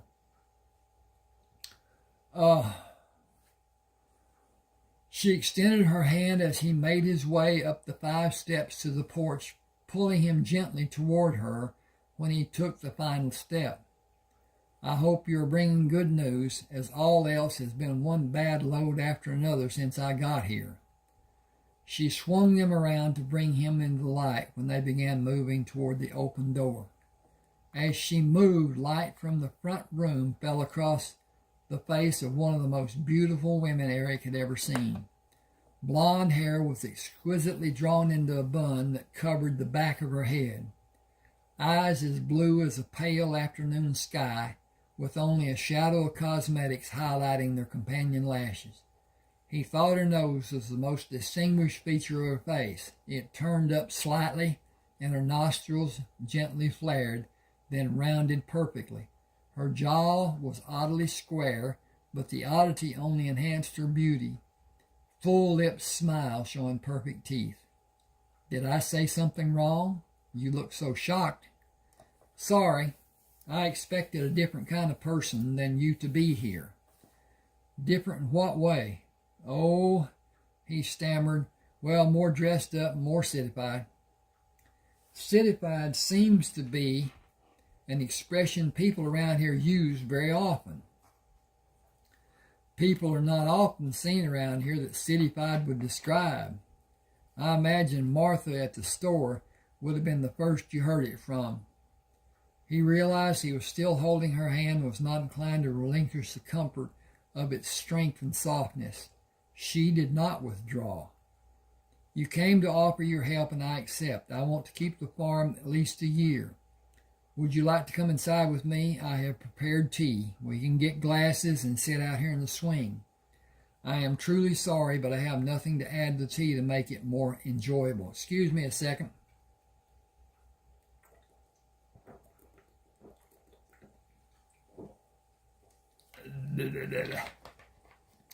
Oh, that is refreshing. I've got to flip up and change the page. He did not move, but continued to revel in her beauty, prolonging the moment with further conversation. "My name is Eric Traburn. I did come to talk to you about part-time work after my day job and on the weekends. Considering everything involved, you should be aware of the magnitude of the labor that is needed and the necessary time involved. You are about to have a whole passel of pigs in a short time interval. 27 sows could bring as many as 300 or as little as 200 pigs. Either count as a lot of pigs for one person to attempt to manage, if he is alone. The babies need to be protected, or the sow will flop on them when she lays down, and her weight will crush them. Whole litters have been lost without crates being used." He paused, wondering if it was more than she might digest. "Then you must break off the prominent teeth of each piglet, or the sow's tits will be teats. will be severely damaged, and the little shits will use them against the other littermates if they are not removed. Removing the teeth can only be done in a fashion that requires expertise of knowing where the break is done to not hurt the pig. He looked at her to be certain she was not squeamish about doing what was needed. The tails need to be cut off so the other piglets can't chew on them and maybe cause infection. The nabals must be dipped in a solution to prevent infection. He paused and continued when the expression did not change. Then the calves are about to start dropping. It is an involved process if it does not go well. All the fields have been plowed and only need to be disked and harrowed before planting. If we are planting soybeans, I would assume we will drill rather than plant. There is a flock of painting that needs to be done, and I only have so much time to give. Fences are a constant battle to keep mended. Counting the beef and dairy cows, there are over 150 head of mature cows on this place and 2 other pieces of ground located across the road. As she leaned closer to him, he held his breath, afraid she was going to discover something about him which would be a reason or just a feeling sufficient to cause her to mistrust him and not want him to work on the farm. You seem to know quite a lot about the farm. I've helped Ray. We were friends. He was one of only a few people that I could feel secure enough to talk to tell my fears, my hopes, my desires, even my hurts. We shared a lot. It's a small town. He stiffened and his grip on her hand tightened slightly. A look of anguish clouded his expression. It is a small town and everyone knows everyone's business, or they think they know. You will learn sooner or later that I am married, but it's in name only. It's near a divorce. The slightest thing imaginable may be the mechanism to make her leave. We barely tolerate each other, and each of her family members is a sadistic nemesis to me. They poison her mind and my children's. There are 2 boys. Kenny is the oldest. He will be 3 in 2 months. He came back from a visit to his mother's house 3 weeks ago and told me I would not be his daddy anymore. He said his aunt and uncle had told him I would not be. He paused to strengthen his composure. It is tearing me apart and the marriage too. The damage has already been done. Nothing is going to save even a shred of our marriage. I hate to tell you, but the youngest child's origin is at best dubious, and we have not had sex in God knows how long. She tried to tell me that we make love in our sleep. When I didn't immediately go along with that explanation, she said she got me erect in my sleep and I got her pregnant. He paused again. She is involved even now in an affair. I only say this to you because I would rather you hear the truth than the gossip. The townspeople may be what will eventually drive her away because they all disrespect her and openly shun her. There are some who will purposely drive down the middle of the street and make her move her car out of the way. He paused to see her reaction and continued. Willoughby has 2 branch offices of the finance company that she works for. The woman who got her the job works at the other office. She has not spoken to Kay in over a year, and she lives on the other side of Tramble. Eric hesitated. The only possible outcome is Kay's leaving. It's just a matter of time. We will lose most of what we have. I have no idea what the judge will do to me, but his record leans toward helping women. With that all said, do you still want me? Oh yes, absolutely. I had no idea about all the work that needs to be done. I only thought it would have someone feed the animals and milk the cows. Please come inside, then come out here with me. I have been enjoying the night and the moonlight on the lake. I think you need to talk. I know I need to talk to you. She moved toward the door and turned back to look at him when he released her hand. She took both of his hands in hers and brought him into the light. So much sadness at such a young age. How old are you, 23? I just turned 26 in January. I was a New Year baby. You were born on the 1st. Astrologically, that makes you very special and very talented, and a very hardline realist. At times too realistic and not imaginative. You have a hard time seeing opportunities because your view is sometimes so stiff.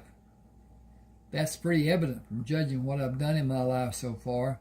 I joined the Navy when I was 17. I enjoyed the plane flight from St. Louis to San Diego. It kind of went downhill after that. I was far too young to be in the Navy. I hated it and most of the people I met while I was in. I got out before my 21st birthday. She pulled him closer. I was 23 when you were born. I was working on my degree in my last year of college. I took 3 years off to travel after I graduated. After that, I got my master's degree. College days were fun times. A lot of beer parties and a lot of other things. Those years helped me form some very important bonds, and that have led to contact with some very important and influential people. My major in college was in business. I enjoy my work, but I think I might give up full-time work to live here and only work part of the time. I want an easier, more laid-back life. Not a life of leisure, but an easier, less stressful life than I've had in the past. He smiled. Farm life can be enjoyable if you like the type of work it requires. It's boring and tedious if someone doesn't like it.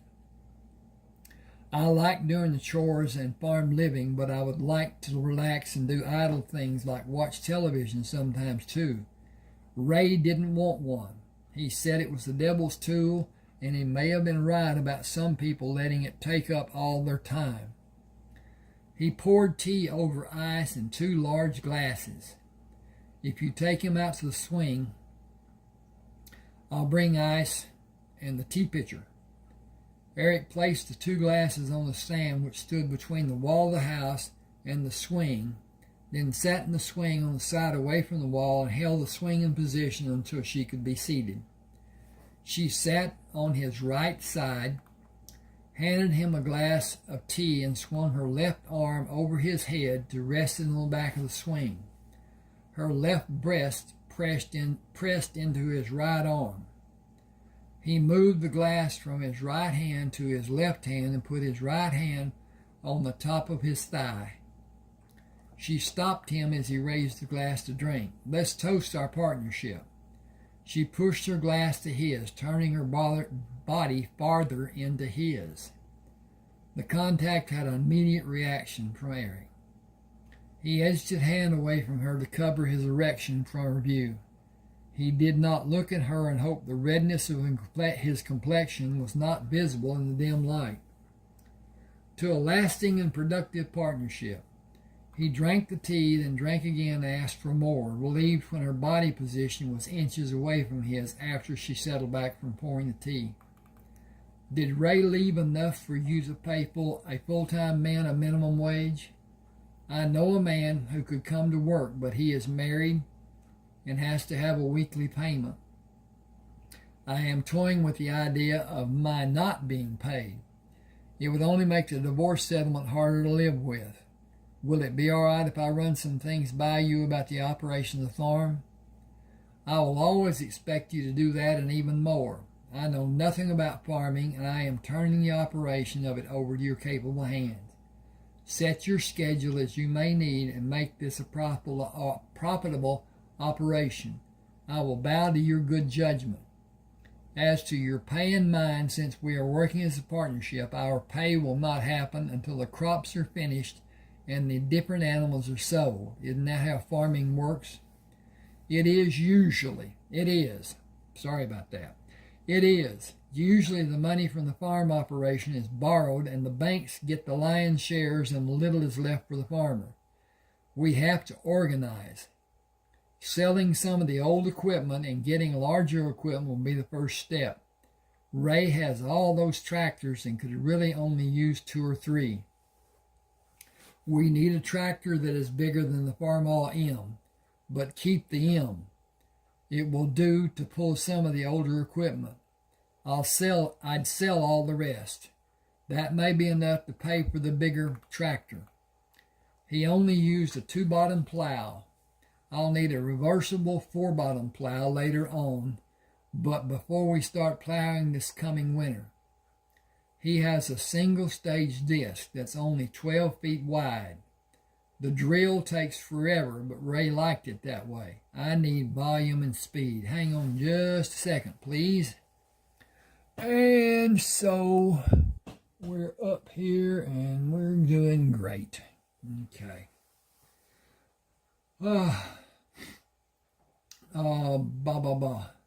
She searched his face in the dim moonlight.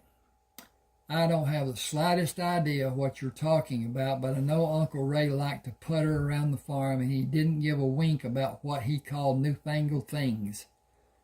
I know the earth here is excellent for growing, and I would like to be both productive and pleasant. I know that trying to do something with the wrong equipment can be a living hell. I don't have a large amount of money, but I do have some, and I have the ability to get whatever may be needed. I cannot use the farm as collateral. It is not mine, and I only have it until the rightful owner is named. I will be allowed the necessary time to finish a physical farm year after the owner's name. Uncle Ray did not leave any money to any of his relatives. Most of his people were in debt to him. I am as guilty as the others, and I will use all of my money that I can. That's a risky thing to do because there are so many things that can go wrong. What things specifically? The weather is a farmer's friend and his enemy. A good year means enough rain.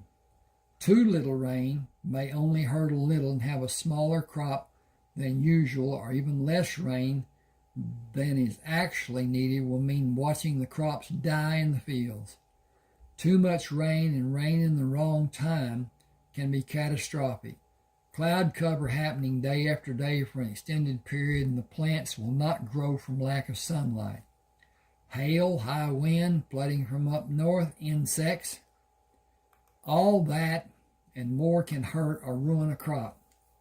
A good year means you better put back whatever you can against what is probably coming.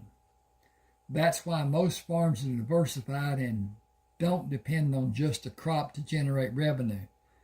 Crops, cows, hogs, sheep, chickens.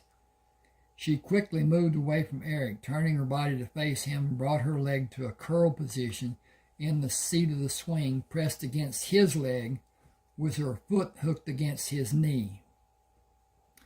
Pardon my interrupting. I would like to have chickens. I want to go out and pick the eggs. He drank and rested the glass on the arm of the swing. You can always interrupt as you put it. I would call it interjecting, say it was a normal course of our conversation. We can allow each other the freedom to do that, can't we? She gripped his arm. I would hope so, but many people think it rude to be interrupted when they are speaking, as if they might lose their train of thought. I have never thought a point had to be so hashed out that it was brutalized.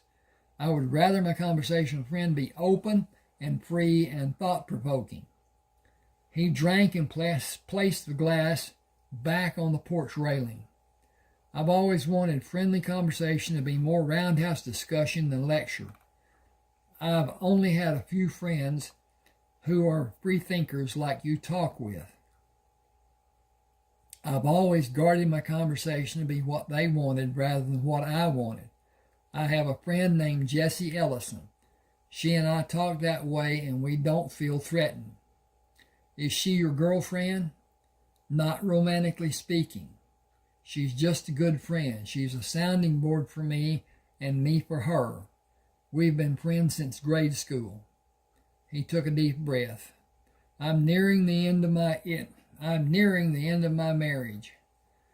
It's been a miserable process so far. I think the only reason she is still here is to try to salvage whatever possessions she can. There isn't very much to keep, but I think it is hard for her to let go. I stopped hoping for anything short of just getting out a long time ago. Have you ever been through anything like I'm doing? Heavens, no. That will never happen to me. I have been in relationships, but it's always been where I could tell him it was time for him to leave. I live on my own terms. I know what you were headed for, and I want no part of that scene. She pushed Eric's arm and laughed. My way or the highway. It has always been that way until now. My way isn't true here. It's Uncle Ray's way. He stipulated in his will that I can never sell this farm. I can't rent it to someone. I am required to either manage the work on it or turn it over to someone who will, and I must maintain a residence here. Only one person can sell it, and that is 12 years from now. I don't have a clue who that person is. I first thought it was a woman, and he held the flame for. He hated the tangles of a relationship, so I ruled that possibility out. It must be some needy person, and Uncle Ray believed that person would have something different in their lives in a few years. Excuse me a second. Oh, okay. Yep, doing well. She looked out into the dark night. Anyway, I will have some money if I allow it to produce. I can't do that by myself. Some people have been feeding the livestock and milking the cows, but that is about to end.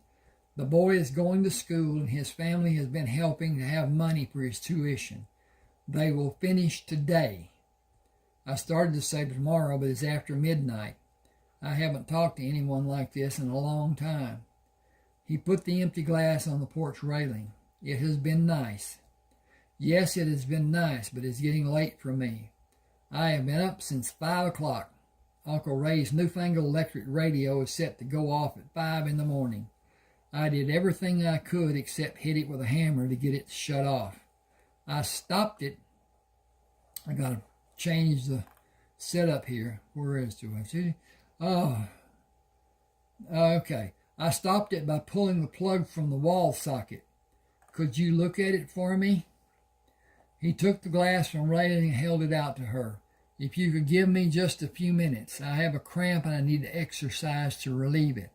He stood and turned away from her, leaning his weight against the banister with his hands extended. She placed her hand on his lower back, rubbing small circles with her hand. Okay, I'll get ready for bed. You know the house, don't you?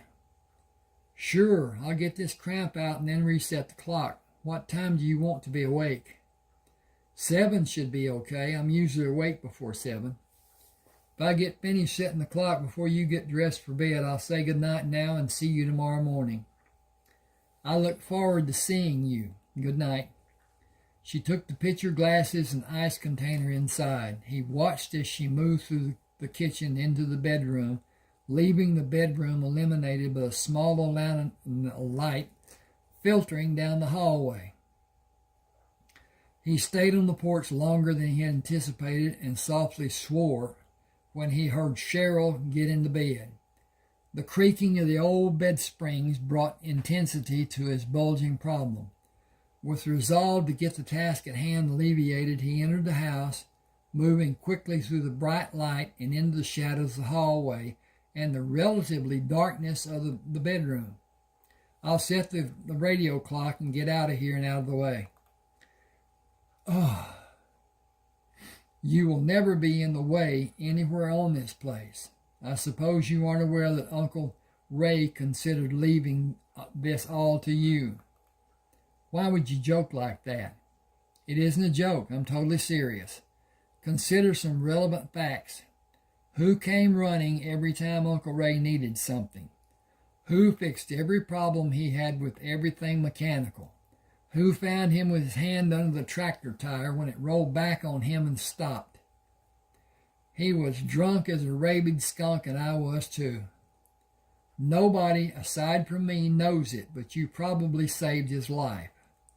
After you got the tractor moved, he went to the day clinic and got pills which stopped his heart from racing. If you had not found him, he thought he would have died. More than everything we can talk about that you have done for him, the friend you have been to him, is the love he had for you. I only knew we were friends. Please sit here on the bed. I can't see your face.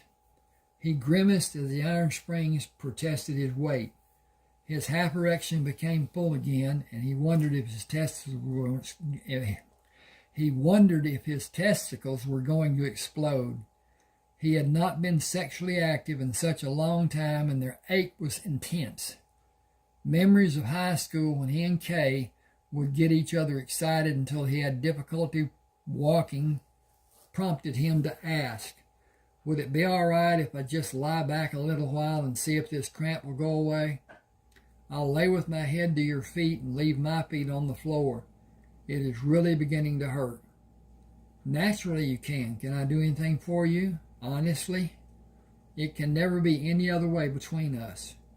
I know, but honestly, it's hard to rule the day in my life, and to have you be so close to me and be beautiful, exciting, and sensual woman that you are has been pure agony for me all evening. I've had the greatest erection of my life, and I can't get it to go down. You pushed your breast into my arm when we were sitting on the swing and it popped up like a periscope on a nuclear submarine. It's been looking for a target all evening. I am an old woman. What does that have to do with an erection? Do you think I'm perverted because you do you do such wonderful things to me? I am old enough to be your mother. A young man like you shouldn't even look at a woman as old as I am, and he certainly shouldn't have erotic thoughts. You should be repulsed. You should be ill at the slightest thought of me. He sat up on the side of the bed, reached over the blanket which covered her, and pulled her into the light coming through the doorway. Are you repulsed by me? Of course not. Oops, that should have a... Okay, hang with me just a second. I got to put quote marks. Weren't there. Of course not. You're a young Adonis. Any young woman will want to be with you, but not just any older woman. That is not saying any woman will not want to be with you, but there are certain priorities. Society does not treat May to December unions kindly. Does society rule your life? Heavens to Betsy, no. Mine neither. I march to whatever drummer I like. I have been close to death so many times in my life. I am going to live my life in whatever manner I'm able to choose. It may be dictated to me when this or that is out of the realm of possibility, but you aren't if you allow it. I'm going to change this and put that back there.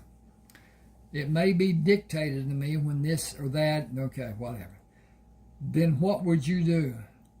Oh, wait a minute. If I wasn't married, I would lean over and kiss you right now. Then what would you do? Are you teasing me or simply making light of me? Neither one. I am merely wondering what you do or do not know. Know about what? Sex and sexual responses. I didn't know there was going to be a test. There is always a test, whether you know it or not. Someone is always judging you on any number of levels. For instance, and only to show the point I'm making about judgments. When you started up the lane, most people would have driven faster to go over the bumps in a shorter period than you did. You were then judged to be many things: patient, caring, intelligent or wise, experienced, diligent, perseverance. Should I continue?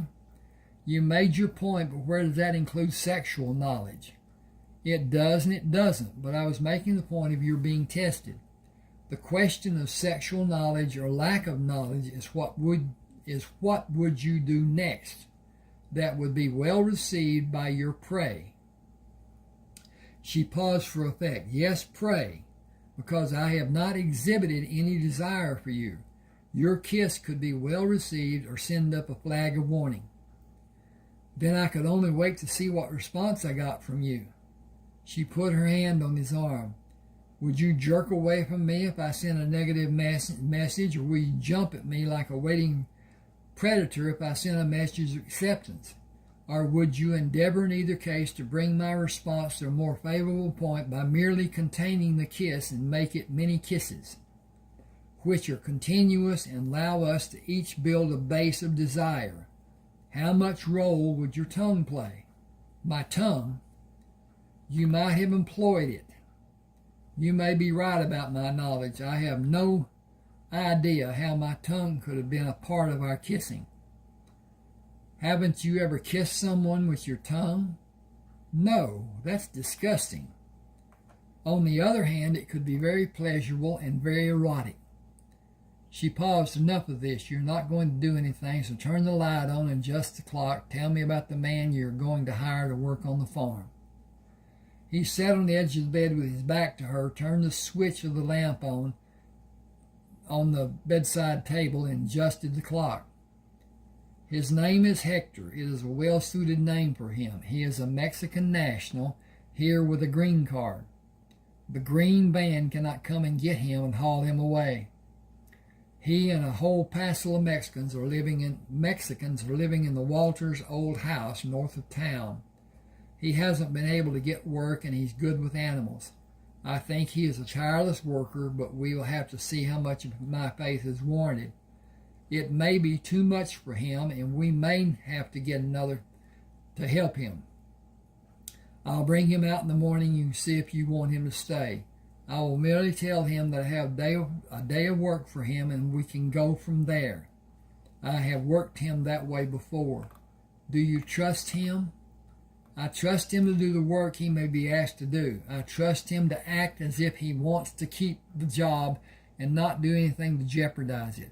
I trust him to keep his word to me. Would I trust him with a large amount of cash? Not if my life depended on it, because he will send every penny he possibly can to his family in Mexico. He will deserve much more than I'm going to pay him, but he has no sense of value about money. He never has had any. Oh, a few pesos, but nothing like we are able to make here in the States.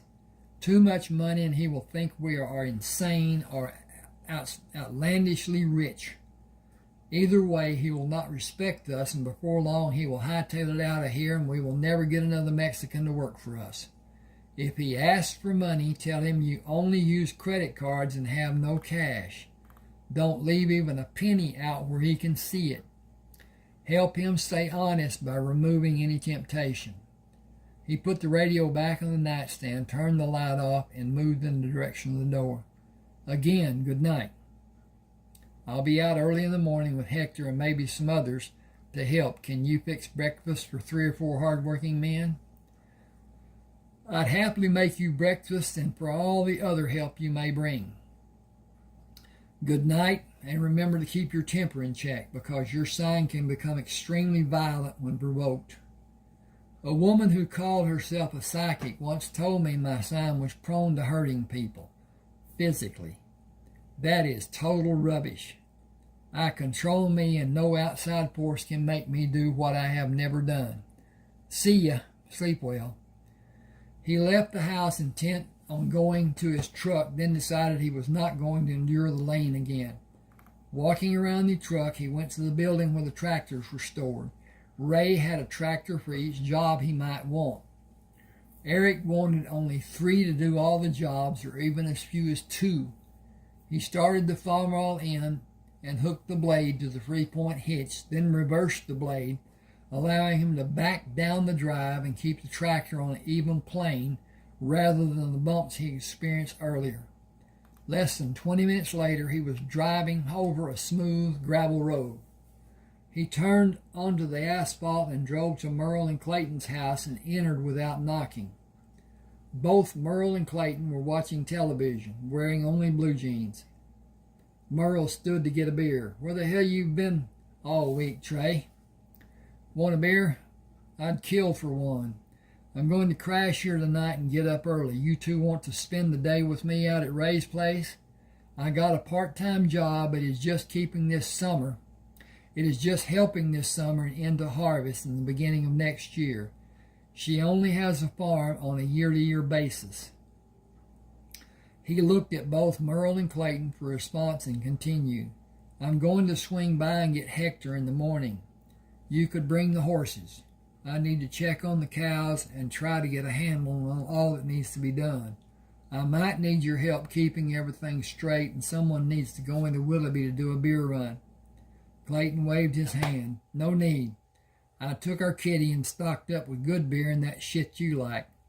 Do you want a good one or keep on with that horse piss you call beer? Merle held his beer as a salute to Clay.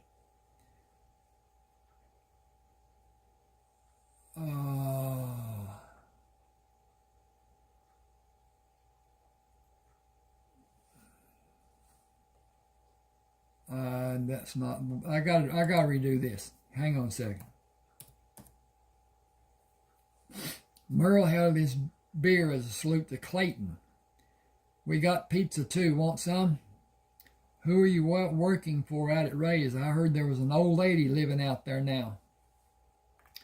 Wait till you see this old lady. She is a living dream, a total knockout. Clayton leaned over in Eric's direction.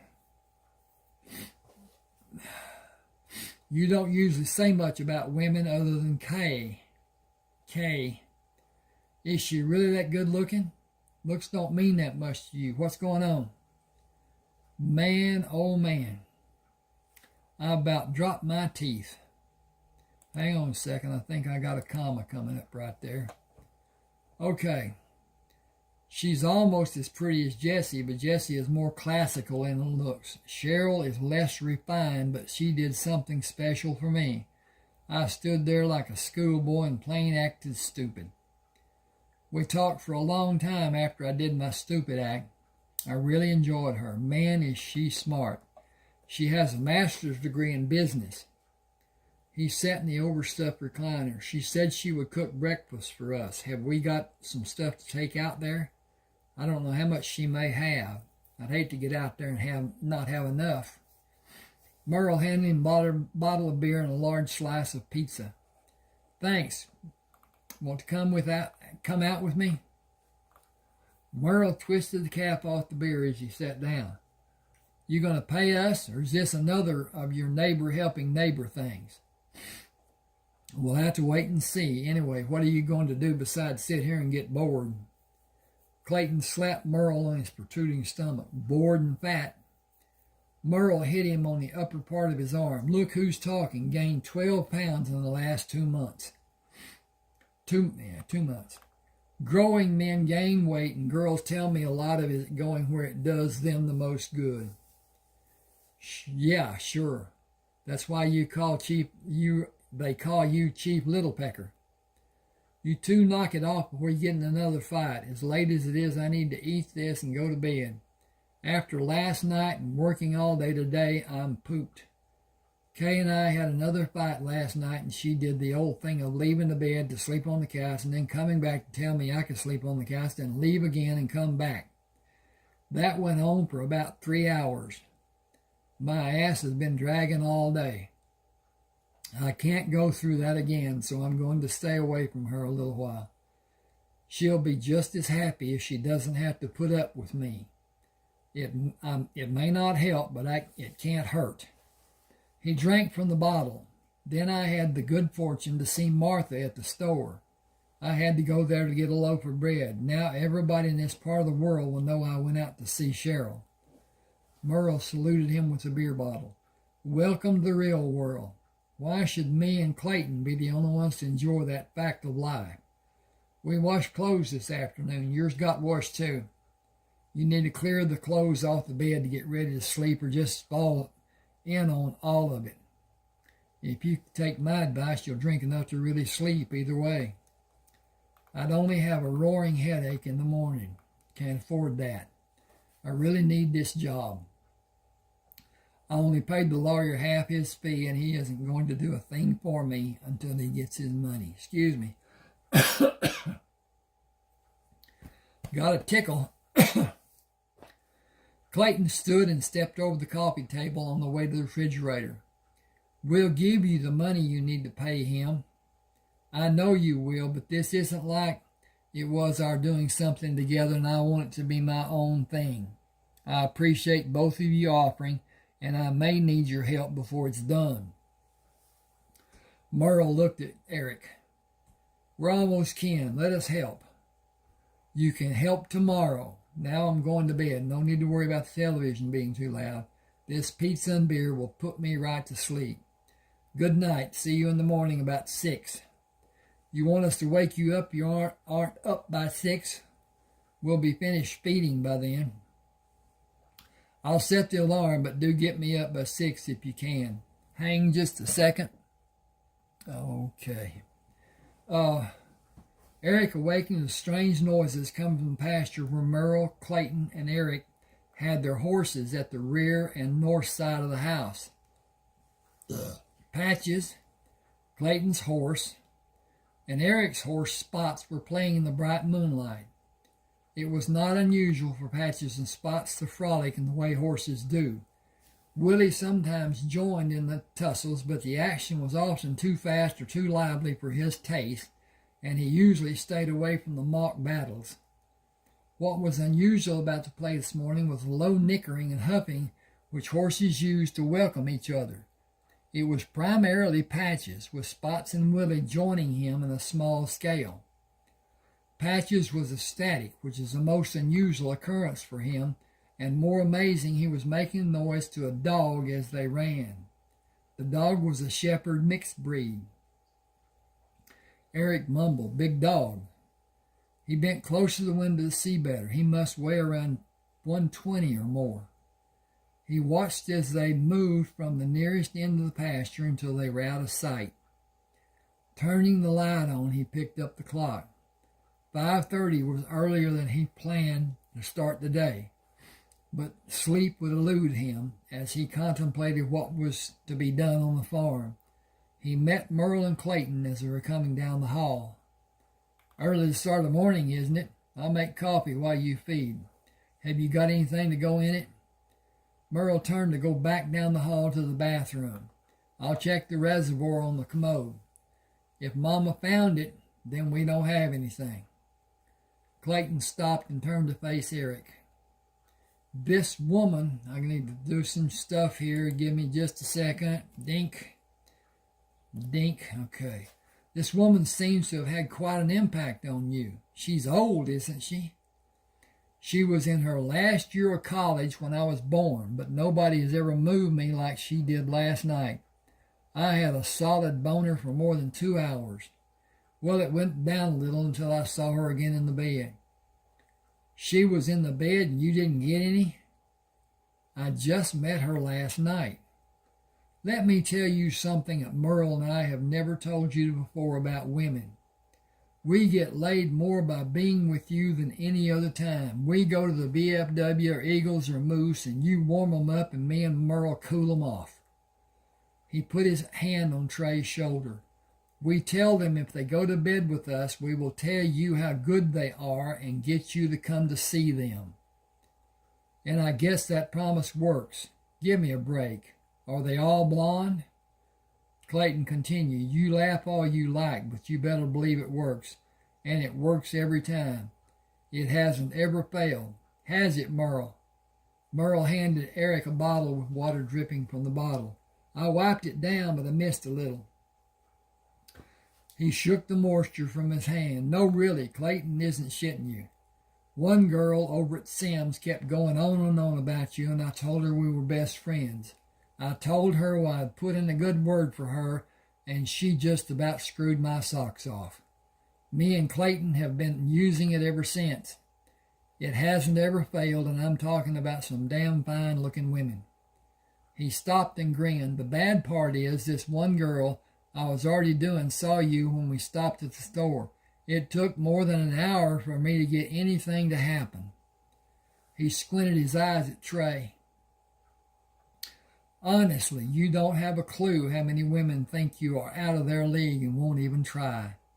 They just get starry-eyed and go sit in the corner.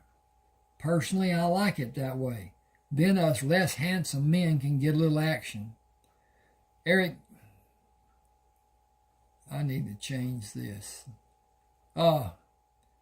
Yeah, hang with me just a second.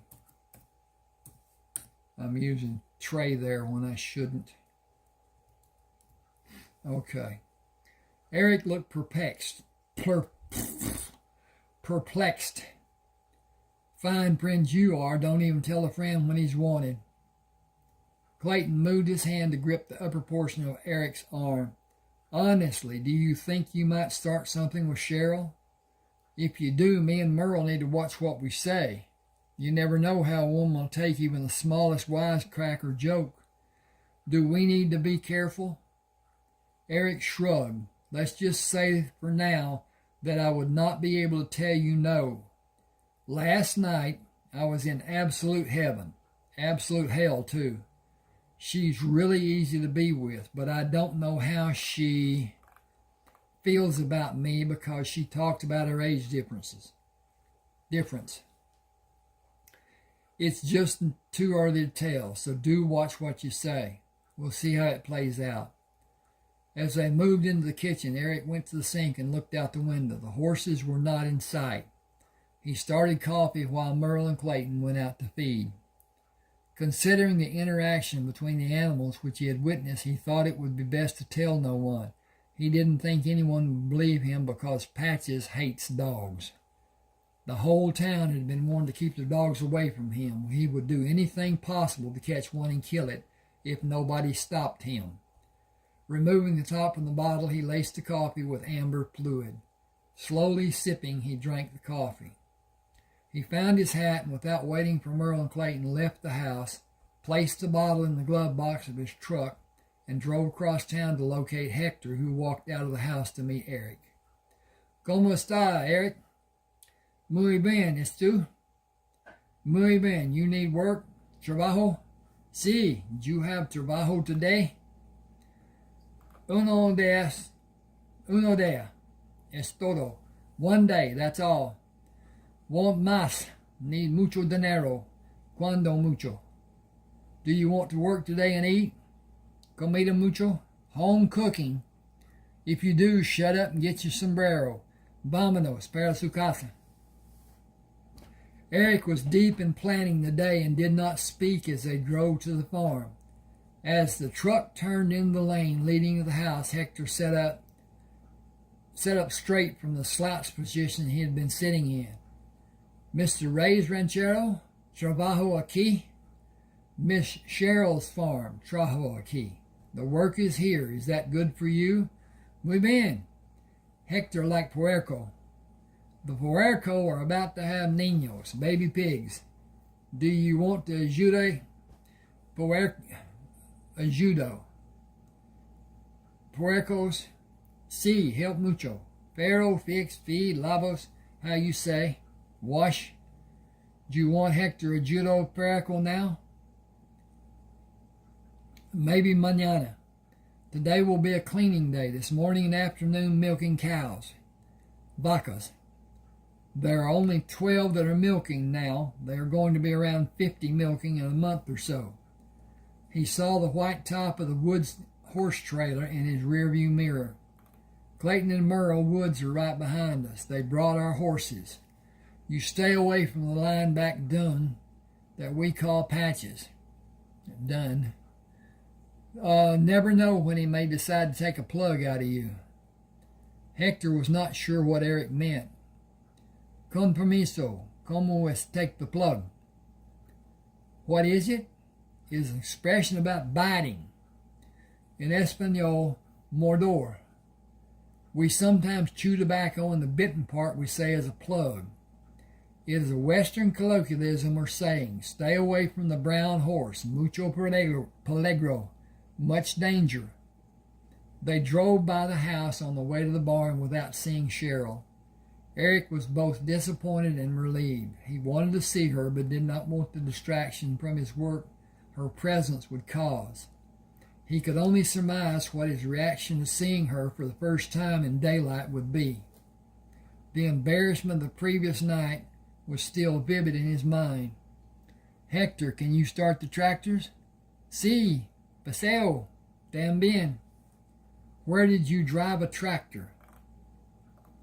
Sí, big hacienda in Mexico. Drive many, break ground, plant the seed, mucho trabajo.